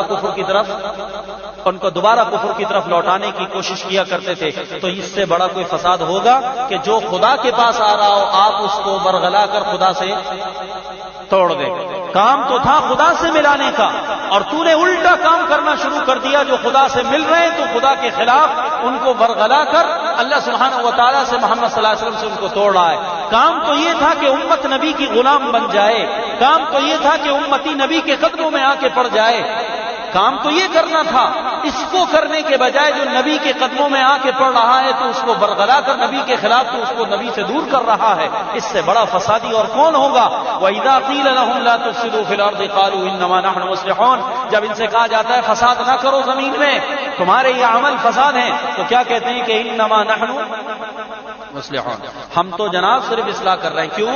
کہ وہ مسلمانوں کے راز کافر کو دینا عین انصاف سمجھا کرتے تھے، اور وہ یہ سمجھا کرتے تھے کہ مسلمانوں کے راز چوری کر کے اگر ہم کافروں کو دے دیں گے تو اس سے یہ کافر لوگ مسلمانوں پر غلبہ حاصل کر لیں گے، اور اس سے یہ ایک نیا فتنہ جو کھڑا ہو گیا جس کو محمد صلی اللہ علیہ وسلم نے شروع کر دیا، یہ فتنہ دب جائے گا۔ لہذا ابھی فتنہ ان کی طرف سے ہے، اور ہم جو کام کر رہے ہیں وہ اس فتنے کو لا حول ولا قوت الا باللہ ہم اس لیے دے رہے ہیں تاکہ یہ کافر غلبے میں آ جائیں اور کافر لوگ ان کے رازوں سے واقف ہو جائیں، اور اس کے بعد یہ کسی طرح ساز باز کر کے ان مسلمانوں کو کنٹرول کر لیں اور ان کو ان کی حدود میں بند کر کے اس کے بعد ان پر کنٹرول حاصل کر لیں، تاکہ ایک ہی چیز کا جو غلبہ پہلے سے چلا آ رہا تھا وہ دوبارہ غلبہ عام ہو جائے۔ لہذا فساد انہوں نے پھیلایا ہوا، ہم نے نہیں پھیلایا۔ وَإِذَا قِيلَ لَهُمْ لَا تُفْسِدُوا فِي الْأَرْضِ، جب ان سے کہا جاتا ہے فساد نہ کرو۔ اب یہاں پہ قیلہ کا ہے، جب ان سے کہا جاتا ہے، کہنے والا کون ہے؟ اس کا قائل کون ہے؟ قیلہ کا قائل کون ہے؟ کہنے والا کون ہے؟ یعنی فاعل کون ہے کہنے والا؟ تو مفسرین نے لکھا ہے کہ اس کا قائل یا تو اللہ سبحانہ و تعالیٰ ہیں، یا حضور صلی اللہ علیہ وسلم ہیں، یا ایمان والے۔ ایمان والے جب ان سے کہتے ہیں کہ زمین میں فساد نہ پھیلاؤ تو ان کو یہ کہتے ہیں، حضور صلی اللہ علیہ وسلم جب ان سے کہتے ہیں تو ان کو یہ کہتے ہیں۔ اللہ کی طرف سے آ رہا ہے نہ کرو زمین میں فساد، برپا مت کرو، زمین میں فساد نہ پھیلاؤ، تو کہتے ہیں انما نحن مصلحون، ہم تو صرف اصلاح کرنے والے ہیں۔ تو اللہ نے فرمایا الا انہم هم المفسدون، یہی فسادی ہیں ولکن لا یشعرون، لیکن ان کو اپنی اس قسم کی حرکتوں کا فسادی ہونا بھی معلوم نہیں کہ ہم یہ جو کچھ کر رہے ہیں یہ کیا ہے، سب کچھ یہ سب فساد ہے۔ وَإِذَا قِيلَ لَهُمْ آمِنُوا كَمَا آمَنَ النَّاسُ، اور جب ان سے کہا جاتا ہے آمینو ایمان لاؤ، کما آمن الناس، جیسا کہ ایمان لائے اور لوگ، جیسا کہ دوسرے لوگ ایمان لائے ایسے ایمان لاؤ، تو کہتے ہیں قالوا ونؤمن كما آمن السفهاء، کہتے ہیں ہم ایمان لائے ایسے جیسا کہ ایمان لائے بے وقوف۔ اللہ اکبر، الا انهم هم السفهاء ولكن لا يعلمون، خبردار بے شک یہی سفہاء ہیں، بے وقوف ہیں، ولكن لا يعلمون، لیکن یہ جہالت کی وجہ سے اس کو نہیں سمجھتے، جانتے نہیں ہیں کہ ہم بے وقوف ہیں۔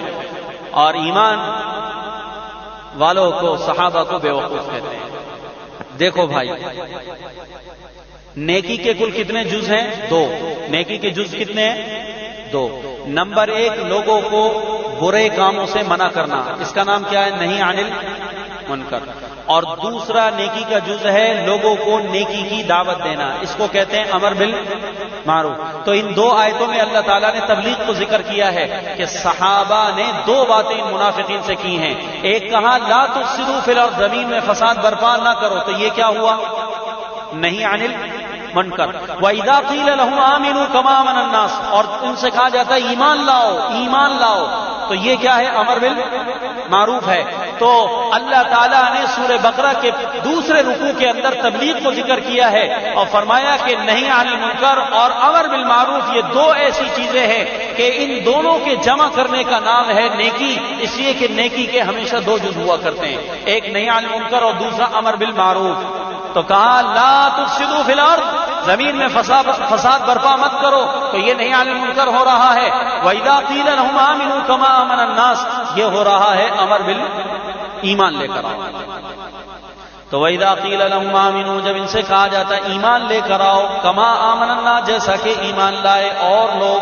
الناس، الناس الف لام اس پر عہد کا ہے، عہد خارجی الف لام اس کے اوپر عہدی ہے.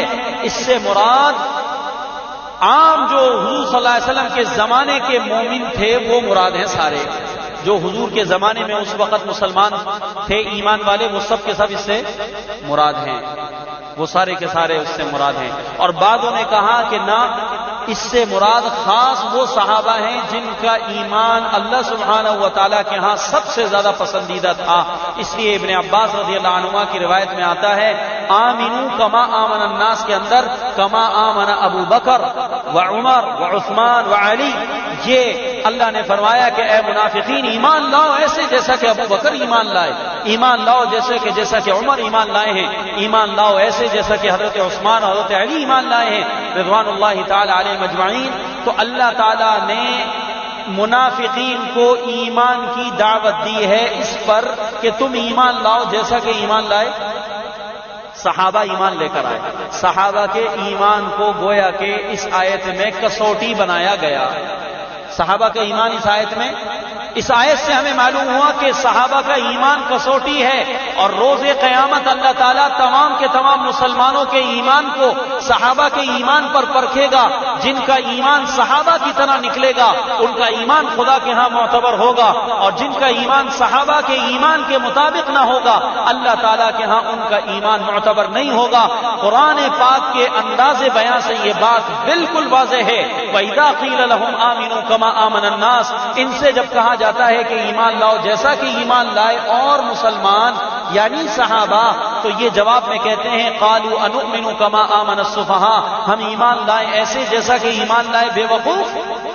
العیاذ باللہ، انہوں نے منافقین نے یہاں پر بے وقوف کس کو کہا؟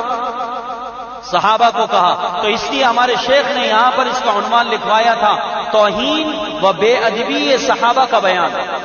توہین و بے ادبی صحابہ.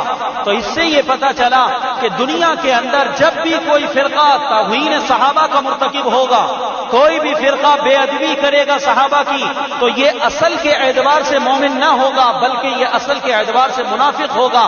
اندر اس کے کفر ہوگا اور ظاہر کے اندر اس نے کلمے کا اقرار کیا ہوگا. سب سے پہلے اللہ تعالیٰ نے حضور پاک صلی اللہ علیہ وسلم کی مبارک جماعت کی بے ادبی کرنے والوں کو منافق کہا ہے. حضور کی جماعت کی بے ادبی کرنے والے اور حضور کی جماعت کی توہین کرنے والے کون ہیں؟ منافق. اور منافق کی ابتدائی دو نشانیاں بتائی ہیں قرآن نے اس رکوع کے اندر. نمبر ایک، جھوٹ بولتا ہے، فریب دغا کرتا ہے، اور نمبر دو، صحابہ کو تبرہ کا نشانہ بناتا ہے. صحابہ پر کیا کر رہا ہے؟ تبرہ کر رہا ہے. حضرات صحابہ پر تبرہ کرنا اور جھوٹ بولنا یہ واضح ترین علامت ہے منافق فرقے کی. آج کے دور کے اندر یہ دو نشانیاں آپ کو جہاں نظر آئیں آپ برملا یہ کہہ سکتے ہیں کہ یہ فرقہ مسلمان نہیں ہے. اللہ کی قسم توہین صحابہ کی وجہ سے اور صحابہ کے خلاف گفتگو کرنے کی وجہ سے اور جھوٹ بولنے کی وجہ سے یہ لوگ ایمان والے نہیں ہیں بلکہ توہین صحابہ یہ دلیل ہے منافقین کی کہ منافق توہین صحابہ کا ارتکاب کرتے ہیں. حضور صلی اللہ علیہ وسلم کے زمانے کے اندر ہی انہوں نے کیا. اب سوال یہ پیدا ہے، صفی جو ہے نا عربی کے اندر اس کو کہتے ہیں جس کو اپنے نفع نقصان کی بھی خبر، جو اپنے نفع نقصان کی بھی پرواہ نہ کرے، خبر نہ، جس کو اپنے نفع نقصان کی پرواہ نہ ہو اس کو عربی میں کہتے ہیں صفی کہتے ہیں. تو اب یہ صحابہ کو جو صفی کہا کرتے تھے یہ کس معنی کے اعتبار سے کہا کرتے تھے؟ ان لوگوں نے دیکھا کہ جو اسلام لے آتا ہے اور اسلام لانے کے بعد وہ ایسا دیوانہ بن جاتا ہے، ایسا پروانہ بن جاتا ہے اللہ اور اس کے رسول کا اور اسلام کا، ایسا دیوانہ اور ایسا پروانہ کہ اس کو اپنے دنیا کے کسی نفع نقصان کی بھی پرواہ نہیں ہوتی. اس کو کہا جاتا ہے باغات قربان کرو، وہ باغات قربان کر دیتا ہے. اس کو کہا جاتا ہے کہ تو اپنی بیوی کو چھوڑ دے اس لیے کہ تیری بیوی مسلمان نہیں ہوئی تو وہ اپنی بیوی کو طلاق دے دیتا ہے. اس کو کہا جاتا ہے کہ تو اپنے بچوں سے علیحدہ ہو جا، تیرے بچے اب تک مسلمان نہیں ہیں، تو یہ اپنے بچوں کی محبت کی بھی پرواہ نہیں کرتا، اپنے ماں باپ کو، کنبے کو، قبیلے کو، بیوی کو، بچوں کو، اور اپنے کاروبار کو، اور اپنے باغات کو، اور اپنی کھیتیوں کو، سب سارے کے سارے نفع کو ایک آدمی کے کہنے کے اوپر قربان کرتے چلے جا رہے ہیں، تو کوئی عقل مند یہ نہیں کر سکتا۔ یہ سب کچھ کرنا دلیل ہے کہ یہ بے وقوف ہیں، سب کچھ کرنا دلیل ہے۔ تو صحابہ کو جو بے وقوف کہا منافقین نے، وہ کس معنی کے اعتبار سے کہا؟ کہ ان کو اپنے دنیا کے کسی بھی نفع اور نقصان کی پرواہ اسلام کے مقابلے میں نہیں تھی۔ تو انہوں نے کہا قالوا انؤمن كما آمن السفهاء، ہم اسلام لائے، ایمان لائے ایسے جیسا کہ بے وقوف ایمان لے کر آئے۔ یعنی صحابہ کو انہوں نے بے وقوف اس معنی کے اعتبار سے کہا کہ ان کو اپنے نفع نقصان کی بھی دنیا کے پرواہ نہیں تھی، وہ بالکل پرواہ نہیں کرتے تھے، اور وہ بالکل ایسے تن من دھن کی جان کی بازیاں لگا کر وہ صحابہ حضور صلی اللہ علیہ وسلم پر اپنا سب کچھ لٹا کر قربان کرنے کو تیار بیٹھے تھے۔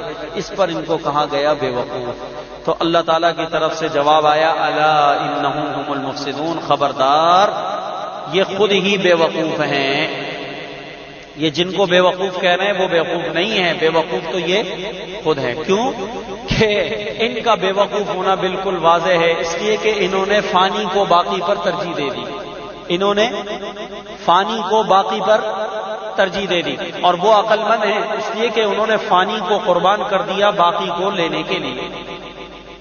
صحابہ وہ تھے جنہوں نے فانی کو قربان کیا باقی کو لینے کے لیے، اور منافق نے فانی کو لے لیا باقی کو چھوڑ دیا۔ تو اللہ نے کہا یہ مفسد ہیں، یہ مفسد ہیں۔ اب یہاں پر مفسرین نے کہا ہے کہ منافقین کا صحابہ کو بے وقوف کہنا، منافقین کا صحابہ کو بے وقوف کہنا، مخلصین کو بے وقوف کہنا ہی صحابہ کے عقل مند ہونے کی دلیل ہے۔ منافقین کا صحابہ کو بے وقوف کہنا ہی صحابہ کے عقل مند ہونے کی دلیل ہے۔ دیکھو کیسے دلیل ہے، اس لیے کہ منافقین ناسمجھ ہیں۔ اللہ نے کہا وَلَٰكِن لَّا يَعْلَمُونَ، ان کے پاس علم ان کے پاس نہیں ہے۔ اس سے پہلے کہا وَلَٰكِن لَّا يَشْعُرُونَ، ان کے پاس شعور نہیں ہے۔ یہ بے عقل ہیں، ناعقل ہیں، ان کی عقل ناتمام ہے، اور یہ جو ناعقل کسی کی مذمت کرے تو ناقص العقل کی مذمت اس کے کامل العقل ہونے کی دلیل ہے جس کی مذمت ہو رہی ہے۔ اگر ناقص العقل کسی کی مذمت کرے تو اس مذمت کیے ہوئے کے کامل العقل ہونے کی دلیل ہے کہ ناقص العقل جو مذمت کر رہا۔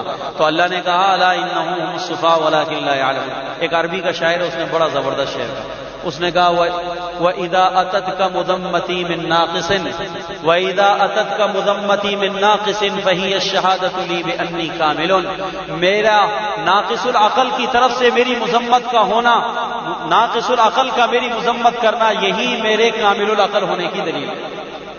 میں کامل ہوں، میرے کامل ہونے کی دلیل یہ ہے کہ ناقص لوگ میری برائیاں کر رہے ہیں، ان کا کام میرا عیب کرنا ہے، مجھ پر عیب لگانا، ان کا کام میرے اوپر عیب جوئی کرنا ہے، میرے اوپر ہر زبان درازی کرنا ہے۔ وَإِذَا أَتَتْكَ مُذَمَّتِي مِن نَاقِصٍ فَهِيَ الشَّهَادَةُ لِي بِأَنِّي كَامِلٌ، میرا کسی بھی ناقص العقل کا میری مذمت کرنا، یہی تو میرے کامل العقل ہونے کی اور میرے کامل ہونے کی دلیل ہے۔ جب کوئی کامل ہو جاتا ہے تو ناقص لوگ اس سے حسد کر کر اس کی کیا کرتے ہیں؟ مذمت کیا کرتے ہیں۔ وَإِذَا قِيلَ لَهُمْ آمِنُوا كَمَا آمَنَ النَّاسُ، جب ان سے کہا جاتا ہے ایمان لاؤ ایسے جیسا کہ ایمان لائے صحابہ، تو کیا کہتے ہیں؟ قالوا ونؤمن كما آمن السفهاء، ایمان لائے ایسے جیسا کہ ایمان لائے بے وقوف۔ انہوں نے صحابہ کو بے وقوف کہا، العیاذ باللہ من ذلک، صحابہ کو بے وقوف کہنا ہی خود کفر ہے، صحابہ کی توہین کرنا کفر ہے۔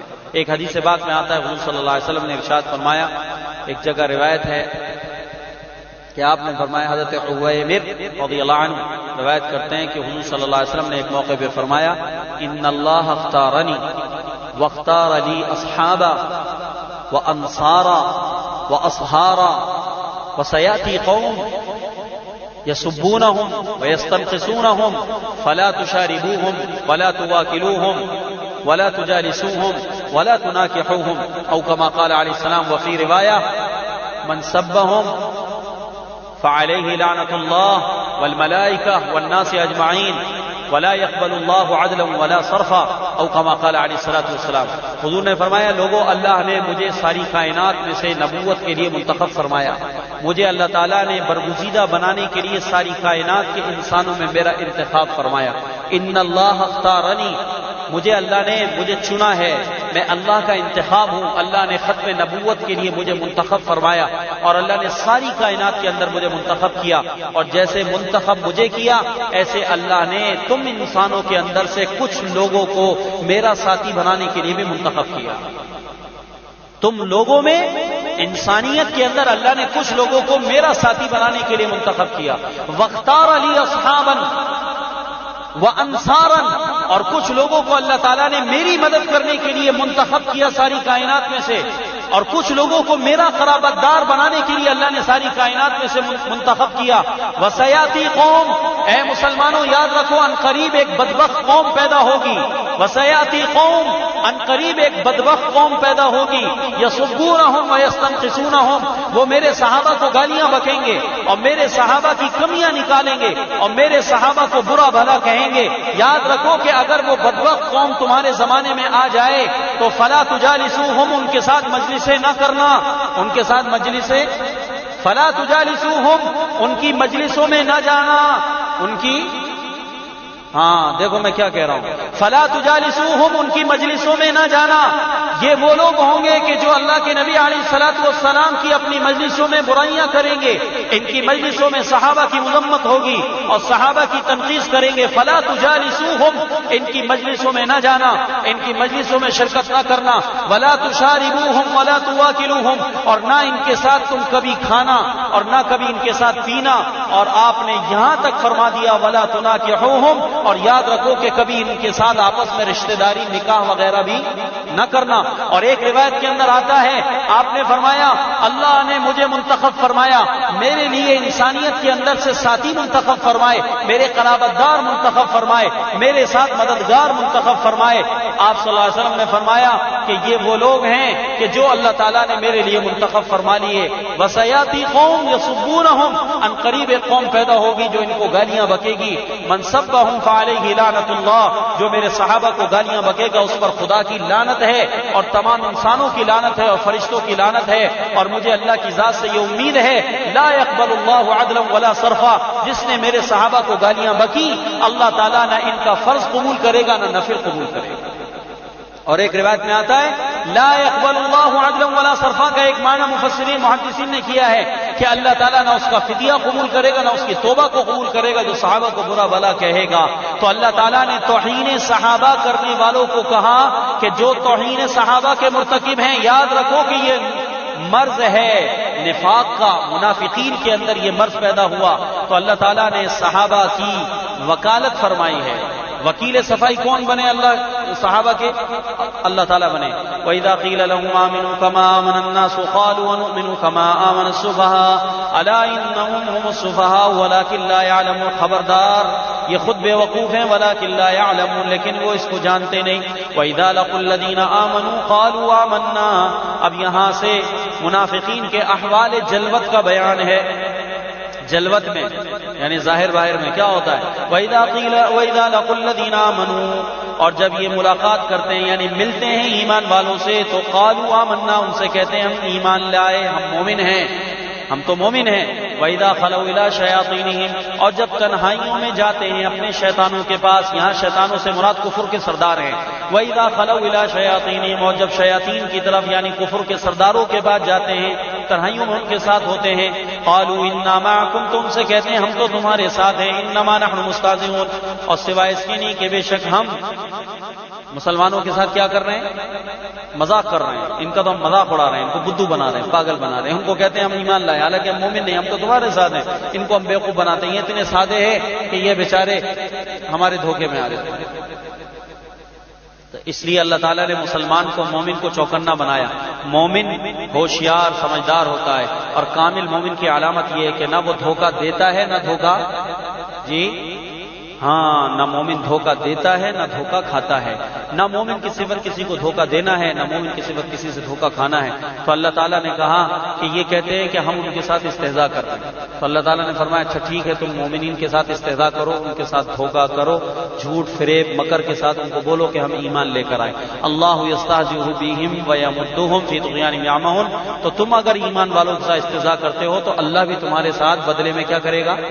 استہزاء کرے گا. اللہ بھی کیا کرے گا؟ استہزاء. تو اللہ تعالیٰ تو استہزاء مذاق کرنے سے پاک ہے. یہاں پر اللہ کی طرف جو استہزاء کی نسبت ہے یہ حقیقتاً نہیں ہے بلکہ مجازاً ہے. بلکہ یہ نسبت کیا ہے بھائی؟ مجازی. یاد رکھیے گا، ایک میں آپ کو یہاں پر یہ بات سمجھا رہا ہوں، یہ قرآن میں اور بھی ملے گی. کہیں آپ کو ملے گا وَمَكَرُوا مَكَرَ اللَّهِ، وہ لوگ مکر کرتے ہیں اور اللہ بھی ان کے ساتھ مکر کرتا ہے. تو مکر کرنا یہ اوصاف حمیدہ ہے یا اوصاف ذمیمہ ہے؟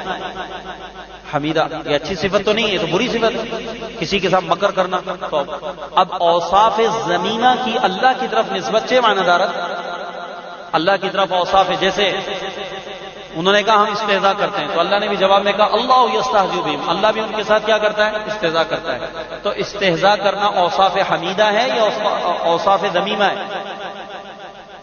یہ تو ذم، یہ تو برائی ہے، یہ تو کوئی اچھی صفت نہیں ہے. لیکن اللہ کی طرف مکر کی نسبت، خدع دھوکے کی نسبت کہ اللہ ان کو دھوکہ دیتا ہے، یہ دھوکے کی نسبت اللہ کی طرف قرآن میں آیات قرآنیہ میں، یا جناب مکر کی نسبت اللہ تعالیٰ کی طرف آیات قرآنیہ میں، یا استہزاء کی نسبت اللہ تعالیٰ کی طرف آیات قرآنیہ میں، یہ تمام کی تمام نسبتیں حقیقتاً نہیں ہے بلکہ کیا ہیں؟ مجازی. بلکہ کیا ہے؟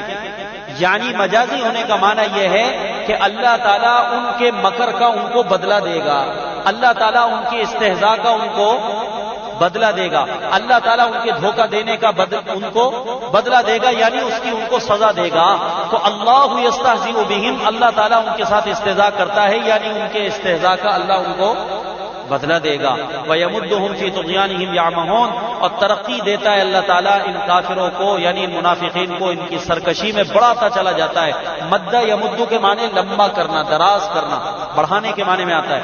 اللہ تعالیٰ ان کی سرکشی میں ان کو بڑھاتا چلا جا رہا ہے، اور حالت ان کی یہ ہے کہ فی طغیانہم یعمہون، یہ سرکشی کے اندر یہاں تک پہنچ گئے کہ بالکل عقل کے اندھے ہو چکے ہیں، بالکل عقل کے اندھے.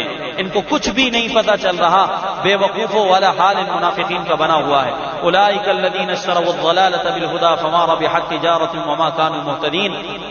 یہی ہیں، یعنی یہ منافقین یہی لوگ ہیں جنہوں نے ہدایت کے بدلے میں کس کو خرید لیا؟ گمراہی کو خرید لیا. انہوں نے ہدایت کے بدلے میں گمراہی کو خرید لیا ہے. فما ربحت تجارتهم، فما ربحت تجارتهم، تو ان کی تجارت نے ان کو نفع، ان کی سوداگری نے ان کو نفع نہیں دیا، ان کی سوداگری نافع نہ ہوئی.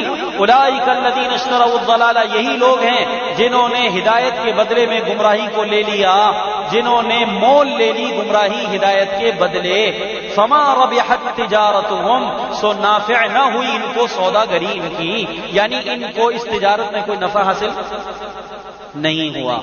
وما كانوا مہتدین، اور وہ ہدایت یافتہ بھی. یہ ایک سوال کا جواب ہے. سوال یہ پیدا ہوتا ہے کہ تجارت کی 3 قسمیں. تجارت کی کتنی قسمیں؟ 3 قسمیں. نمبر 1 مال لگا کر نفع کمانا، مال لگایا اور آگے سے کیا ملا؟ نفع ملا. دوسری قسم تجارت کی ہے کہ مال لگایا، نفع تو نہیں ملا لیکن رأس المال جو تھا وہ نقصان میں جانے سے بچ گیا، وہ نقصان میں جانے سے بچ گیا. تیسری قسم تجارت کی ہے کہ مال لگایا، نفع بھی نہ ملا اور جو لگایا تھا وہ بھی سارا ہو گیا، ختم، ڈوب گیا، سارا ڈوب گیا. تو تجارت کی کتنی قسمیں؟ مال لگا کر نفع کمانا پہلی قسم. دوسری قسم مال لگایا، نفع تو نہیں ملا لیکن رأس المال جو تھا، اصل ہمارا پیسہ جو تھا وہ سیف رہا، وہ ہمارا پیسہ بچا رہا، یہ دوسری قسم ہے. اور تیسری قسم یہ ہے کہ مال لگایا، نفع تو دور کی بات، جو لگایا تھا وہ بھی سارا ڈوب گیا. تو اللہ تعالیٰ نے فرمایا فما ربحت تجارتهم، ان منافقین کو اس تجارت میں کوئی نفع حاصل. تو اس سے تو یہ پتا چلا کہ نفع تو نہیں ہوا لیکن رأس المال اصل جو تھا وہ بھی محفوظ رہا. نفع تو نہیں ہوا. تجارت کی دوسری قسم اس میں ذکر کی جا رہی ہے فما ربحت تجارتهم، ان کو اس تجارت میں نفع نہیں ہوا. جب نفع نہیں ہوا تو اس کا مطلب کیا ہوا کہ ان کو نقصان بھی. سمجھ میں آ گیا سوال؟ نفع نہیں ہوا تو اس کا مطلب نقصان بھی نہیں ہوا. تو فما ربحت تجارتهم، ان کو اس تجارت میں نفع نہ ہوا، ان کی جو سوداگری تھی وہ ان کے لیے نافع نہ ہوئی. تو اس سے یہ پتہ چلا کہ منافقین کو اس نفاق کرنے پہ کوئی نقصان بھی تو نہیں پہنچا. اللہ نے فرمایا نا وما كانوا مهتدين سے اس کا جواب دے دیا، نہ ان کو نفع بھی نہ ہوا، نفع بھی نہیں پہنچا، وما كانوا مهتدين، اور وہ ہدایت یافتہ بھی نہیں تھے، یعنی اصل رأس المال بھی ان کا ضائع ہو گیا. اصل رأس المال جو ایمان تھا وہ بھی کیا ہو گیا؟ وہ بھی ضائع ہو گیا. وما كانوا مهتدين، ان کو کچھ بھی نفع نہ پہنچا، خالی رہ گئے، یہ ان کی تجارت ضائع ہو گئی. مثلهم كمثل الذي استوقد نارا فلما اضاءت ما حوله ذهب الله بنورهم وتركهم في ظلمات لا يبصرون صم بکم عمی فهم لا يرجعون. یہاں تک منافقین کی پہلی قسم جو سب سے زیادہ سخت ترین قسم تھی، اور وہ قسم وہ تھی کہ جنہوں نے ظاہر میں کلمہ تو پڑھا تھا لیکن دل ان کا اول سے لے کے آخر تک نفاق اور کفر سے بھرا ہوا تھا. درمیان میں کوئی ایک لحظہ بھی ایسا ان کی زندگی میں نہیں آیا کہ وہ اپنے کفر اور نفاق میں متردد ہوئے ہوں، تردد کا شکار ہوئے ہوں کہ اسلام کی طرف کچھ میلان آیا ہو. تو یہ پہلے کا منافقین کی قسم کی مثال اللہ تعالیٰ نے دے دی. کیا دی؟ مثلهم کمثل الذی استوقد نارا، ان کی مثال اس شخص کی سی ہے جس نے آگ جلائی. مثلهم ان کی مثال سے مراد منافقین کی مثال. کمثل الذی استوقد نارا، اس شخص کی طرح ہے. استوقد نارا، جس نے آگ جلائی. استوقد، جس نے جلائی. نارا، کیا چیز؟ آگ جلائی. مثلهم، مثال ان منافقین کی، کا مثل اس شخص کے ہے. استوقد، جس نے جلائی آگ. استوقد نارا، جس نے آگ جلائی. فلما اضاءت ما حوله ذهب الله، فلما، پس جب روشن کر دیا اس آگ نے، ما حوله، اس کے ارد گرد کو. آگ جب جلائی جاتی ہے تو اس کے ارد گرد کیا ہو جاتی ہے؟ روشنی ہو جاتی ہے. فلما، پس جب اضاءت، روشن کر دیا، ما، اس جگہ کو، حولہ، جو اس آگ کے ارد گرد تھی، تو ذهب اللہ بنورہم، تو اللہ تعالیٰ نے زائل کر دی اس کی روشنی. اللہ نے اس کی روشنی کو زائل کر دیا، لے گیا اللہ اس کی روشنی. وترکہم فی ظلمات، اور اللہ نے چھوڑ دیا ان کو اندھیروں میں. لا یبصرون، کچھ نہیں دیکھتے. صم بکم عمی فهم لا یرجعون، یہ بہرے ہیں، گونگے ہیں، اندھے ہیں. لا یرجعون فهم لا یرجعون، سو نہیں لوٹتے، یہ لوٹنے والے نہیں ہیں. یہ پہلے منافقین کی مثال اللہ نے دی. دیکھو کیسے.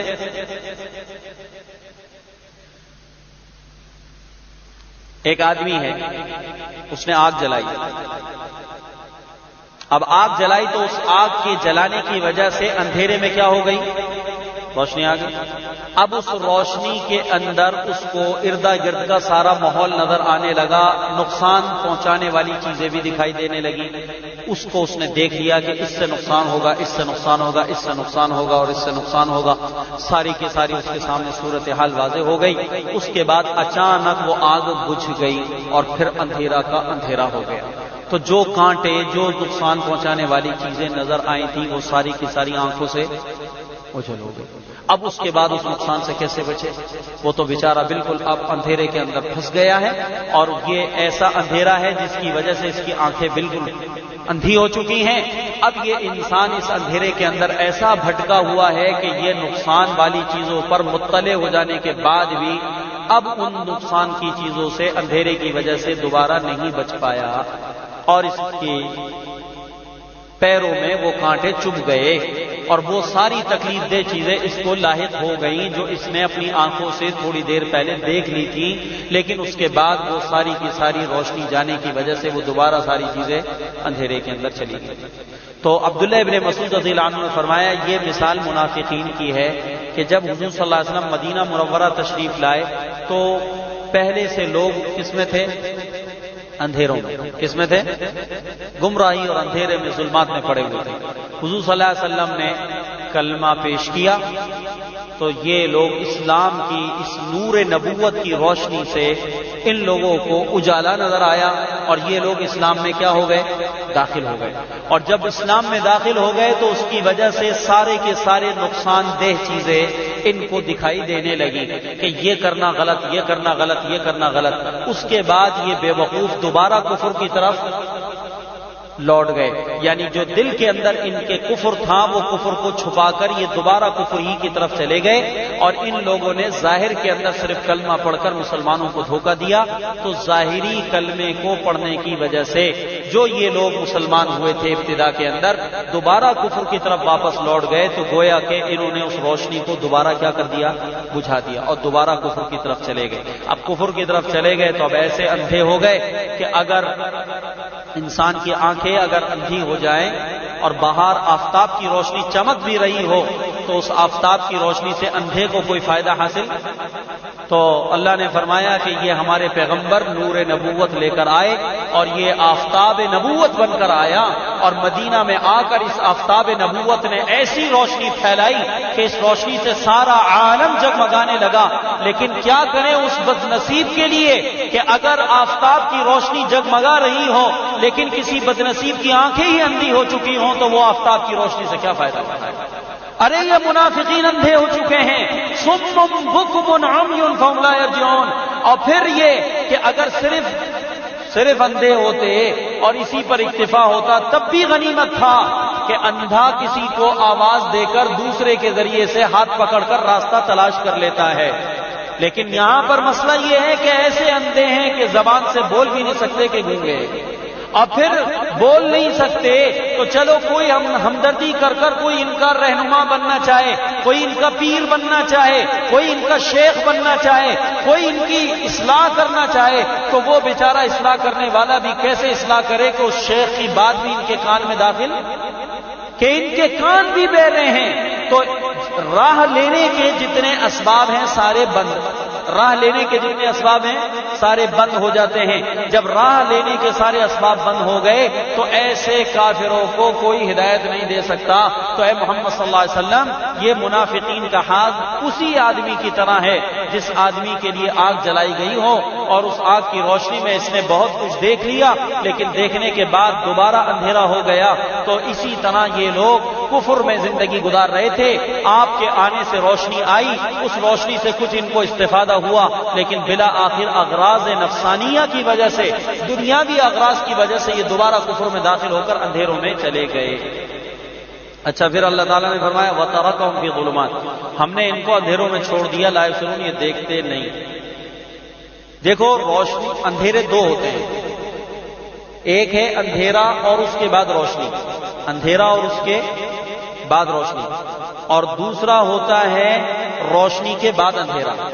ایک اندھیرا ہے روشنی سے پہلے اور ایک اندھیرا ہے روشنی کے بعد۔ یاد رکھیے گا، اس فرق کو سمجھیے گا۔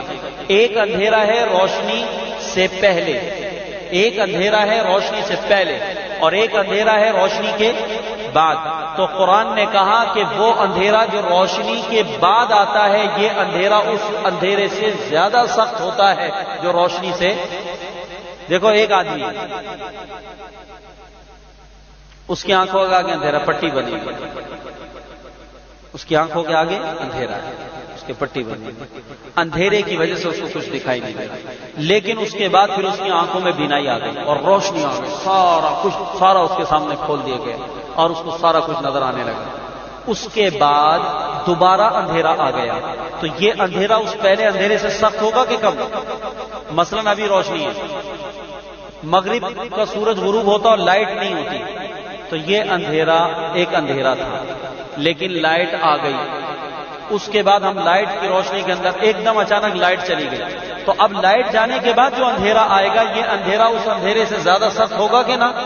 تو اللہ نے کہا کہ ان کے پاس ایک اندھیرا پہلے کفر کا تھا، اس کے بعد روشنی آئی، اس روشنی کا انہوں نے حفاظت کا انتظام نہ کیا، صدق دل سے کلمہ نہ پڑھا، تو موت کے وقت کے اندر جو روشنی ان کے پاس نفاق والا کلمہ تھا زبان کا، وہ کلمے والی روشنی ان کی جو زبان والی تھی وہ ان کے پاس سے چلی گئی، اور موت کے وقت میں اللہ تعالیٰ نے ان کو ایک سخت اندھیرے کے اندر ڈال دیا، اور یہ اتنا خطرناک اندھیرا ہے کہ پہلے کفر والے اندھیرے سے زیادہ خطرناک اندھیرا ہے۔ مثلهم كمثل الذي استوقد نارا، مثال اس شخص کی ہے جس نے آگ جلائی، فلما ضاءت ما حوله، پس جب روشن کر دیا اس کو اس آگ نے اس کے ارد گرد کو، ذهب الله بنورهم، تو زائل کر دیا اللہ نے ان کی روشنی، وترکهم فی ظلمات لا یبصرون، اور چھوڑ دیا ان کو اس اندھیروں میں تو کچھ نہیں دیکھتے، صم بکم عمی فهم لا یرجعون، یہ بہرے گونگے اندھے کچھ نہیں سمجھتے، ان کے بعد لوٹنے کے لیے کچھ نہیں، یہ نہیں لوٹیں گے، لا یرجعون، رجوع نہیں کریں گے۔ او کصیب من السماء فیہ ظلمات ورعد وبرق، یہ دوسرے منافقین کی مثال ہے کہ جن کے اندر نفاق تو تھا لیکن اسلام کی ترقی دیکھ کر کبھی کبھار یہ تردد کا شکار ہو جاتے تھے کہ نہیں اسلام ترقی کر رہا ہے تو لہذا اندر سے بھی مسلمان ہو جاؤ، جیسے زبان سے ہو ویسے اندر سے بھی ہو جاؤ، لیکن پھر اغراض نفسانی ان پر غلبہ پا جاتی اور اس کی وجہ سے دوبارہ کفر کی طرف لوٹ جاتے، تو یہ تردد ان کا چلتا رہا۔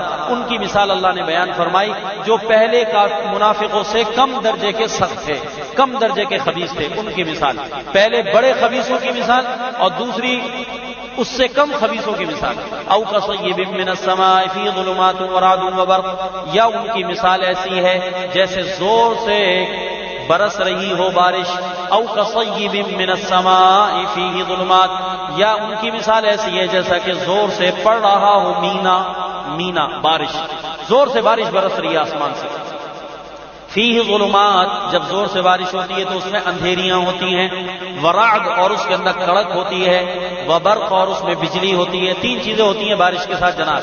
جب بارش ہوتی ہے تو بارش کے ساتھ کیا ہو جاتا ہے؟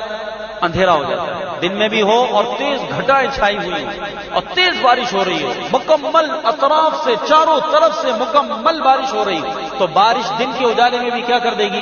اندھیرا پیدا کر دے گی۔ اور دوسری صفت بارش کے اندر یہ ہے کہ اس کے اندر بعض مرتبہ آپ کو دھماکوں کی آوازیں سنائی دیں گی، بھڑم بھڑم بھڑم، یہ کڑک آ رہی ہے اس کے اندر، ایک اس کے اندر یہ ہوگی، اور پھر اس کڑک کے ساتھ آپ کو بسا اوقات آسمان پر بجلی چمکتی ہوئی نظر آئے گی، تیز بارش ہو رہی ہے اس کے اندر، بیچ بیچ میں وقفہ آئے گا اور وقفے کے اندر آپ کو یہ رعد کی آوازیں آئیں گی، آوازیں ٹکرا رہی ہیں، اور اس کے بعد اچانک بجلی چمکتی ہے اور اس کی وجہ سے راستے روشن ہو جاتے ہیں، اور راستہ روشن ہو جاتا ہے، اور پھر اچانک راستہ روشن ہوا، اچانک گم ہو گیا، اچانک روشن ہوا، اچانک اندھیرا ہو گیا، یہ تینوں چیزیں چلتی ہیں۔ تو اللہ نے فرمایا کہ دوسرے منافقین کی مثال ایسی جیسا کہ آسمان سے زوردار بارش برس رہی ہو، اس کے اندر اندھیریاں ہیں، اس کے اندر کڑک ہے اور اس کے اندر بجلی ہے، تو اس کڑک اور بجلی کی وجہ سے یجعلون اصابعهم فی آذانهم من الصواعق حذر الموت، تو یہ اپنے کانوں میں انگلیاں دیتے ہیں، یجعلون دیتے ہیں، اصابعهم اپنی انگلیوں کو، کہاں؟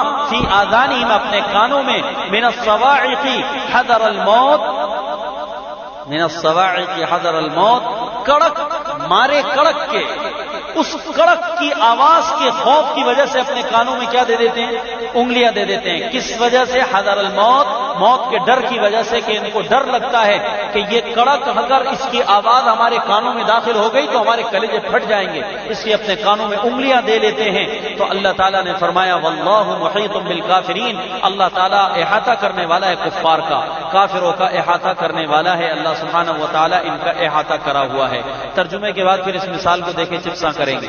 یکاد البرق یخطف ابصارهم، قریب ہے کہ بجلی اچک لے ان کی آنکھوں کو، یکاد البرق قریب ہے، کاد یکاد بمانے قریب کے ہیں، قریب ہے، البرق بجلی، یخطف اچک لے، ابصارهم ان کی آنکھوں کو، کلما اضاء لهم مشوا فیہ، جب وہ چمکنے لگتی ہے بجلی تو مشوا فیہ اس میں چلنے لگتے ہیں، واذا اظلم علیہم، اور جب ان کی روشنی اندھیرے میں بدل جاتی ہے، جب ظلمت چھا جاتی ہے، اور جب ظلمت آ جاتی ہے اندھیرا ہو جاتا ہے، وَإِذَا أَظْلَمَ، اور جس وقت میں اندھیرا ہو جاتا ہے ان کے اوپر قاموا، تو کھڑے ہو جاتے ہیں۔ وَلَوْ شَاءَ اللَّهُ لَذَهَبَ بِسَمْعِهِمْ وَأَبْصَارِهِمْ، اگر اللہ چاہے تو لے جائے ان کی سماعت کو اور ان کی نگاہ کو، اللہ تعالیٰ ان کو اندھا کر دے، اللہ تعالیٰ ان کو بہرا کر دے، ان اللہ علی کل شیء قدیر، اللہ تعالیٰ اس پر قادر ہے۔ پچھلے فرقے کے بارے میں فرمایا، خبیث منافقین کے بارے میں، جو پہلا منافقین کا ٹولہ تھا اس کے بارے میں فرمایا کہ صم بکم عمی، وہ بہرے ہیں، گونگے ہیں، اندھے ہیں، وہ لوٹیں گے نہیں، اور ان کے بارے میں کہا کہ ابھی ہوئے نہیں ہیں، بہرے گونگے اندھے ابھی ہوئے نہیں ہیں، ابھی ان کے اندر ہدایت کی استعداد باقی ہے، ابھی ان کے اندر استعداد ہدایت موجود ہے، صلاحیت موجود ہے کہ ان کو ایمان اور توفیق مل سکتی ہے، لیکن اگر انہوں نے اپنی اس حرکت سے باز نہ آئے تو اللہ جیسے ان کو اندھا کر چکا ہے ان پر بھی قادر ہے کہ ان کو کیا کر دے، اللہ اندھا کر دے، بہرا کر دے، گونگا کر دے۔ وہ کیا نہیں ہے، ابھی کیا نہیں ہے، یہ ان سے کم درجے کے منافق ہیں۔ اس لیے یہ دوسری مثال ان منافقین کے بارے کے اندر آ گئی کہ جن منافقین کو اللہ سبحانہ و تعالی کی طرف سے ابھی ہدایت ملنا باقی تھی کہ ان کو ہدایت مل سکتی تھی، چنانچہ بعض لوگوں نے پھر اپنے نفاق سے بعد میں توبہ کر کر سچے پکے مخلص بھی بن گئے تھے۔ لیکن وہ طبقہ پہلا وہ تو بالکل متشدد تھا، وہ اپنے اس کے اوپر کفر پہ قائم رہا اور اسی نفاق کے اوپر ان کا انتقال ہوا، اس سے وہ پلٹے نہیں، باز نہیں آئے۔ تو دوسری مثال اللہ تعالیٰ نے دی کس کی؟ آسمان سے بارش کی۔ دیکھو جب بارش برستی ہے نا تو اندھیرا آتا ہے اور اس میں کڑک اور اس کے اندر بجلی۔ تو اب فرض کریں کہ ایک مسافر ہے اجنبی، وہ ایک جگہ میں جا رہا ہے اور رات کے اندھیرے کے اندر بارش ہو جاتی ہے۔ اب جب بارش ہو جائے گی تو بارش کے اندر تینوں چیزیں آ گئی، تو جناب جب یہ اس راہ کے اوپر اندھیرے کی وجہ سے رک گیا تو اب اس کو بارش کہ پانی کی وجہ سے بھی پریشانی اٹھانی پڑ رہی ہے، اور وہ جو رعد ہے جس کی کڑک کی آواز کی وجہ سے وہاں پر یہ مسافر اپنے کانوں میں انگلیاں دیتا ہے، اور اس کے بعد بس یہ وہاں کھڑا رہتا ہے اس انتظار کے اندر کہ ذرا سا اجالا ہو تو میں دوڑوں۔ تو جیسی آسمانوں کے اوپر بجلی کڑکتی ہے، چمکتی ہے، تو بجلی کی چمک اتنی خطرناک ہوتی ہے آسمانوں کے اوپر کہ زمین تک پہ وہ بجلی کی روشنی پڑتی ہے۔ تو جیسے ہی روشنی پڑتی ہے تو اچانک مکان، درخت، روڈ، راستے نظر آنے لگتے ہیں، تو ایک دم اس کو راستہ دکھائی دیتا ہے تو ایک دم دوڑا بھاگتا ہے، اس کے بعد اچانک وہ بجلی غائب ہو جاتی ہے تو ایک دم پھر وہیں ساکت کھڑا کا کھڑا رہ جاتا ہے۔ تو اللہ نے کہا ان منافقین کا یہ حال ہے کہ یہ ابھی تک تردد کا شکار ہیں، کبھی ان کو اسلام کا غلبہ نظر آتا ہے اور اسلام کی یہ بجلیاں کونتی ہوئی گرتی ہیں اور غلبہ اسلام کا برحق ہونا اور اسلام کا پھیلنا ان کو نظر آنے لگتا ہے، اور آسمان سے باران رحمت اترتی ہے، ہدایت کی بارش اتر رہی ہے، اور اس بارش کے ساتھ ظلمات بھی آتی ہیں، اس بارش ہدایت کی بارش کے ساتھ ظلمات بھی آ رہی ہیں، وہ ظلمات ان کافروں کو کفر کے اوپر روکی ہوئی ہیں۔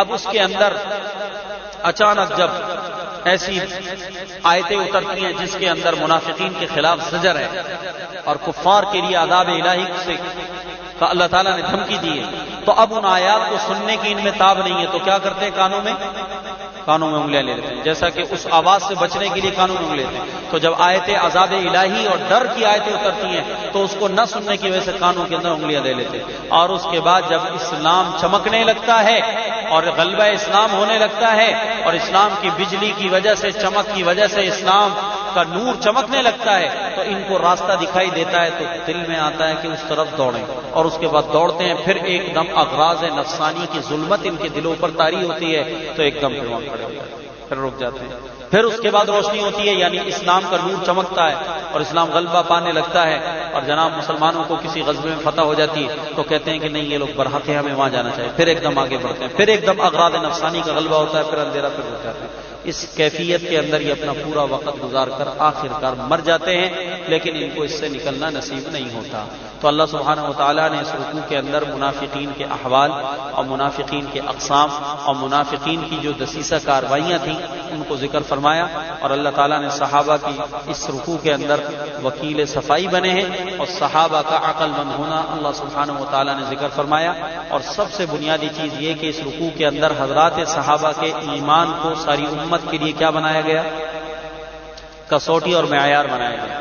یہ معیار ہے، اس پر تم ایمان لاؤ گے، اس پر پرکھا جائے گا، اگر صحابہ جیسا ایمان ہوگا تو اللہ کے یہاں معتبر ہوگا، بصورت دیگر اللہ تعالیٰ کے ہاں کوئی اور ایمان معتبر نہیں۔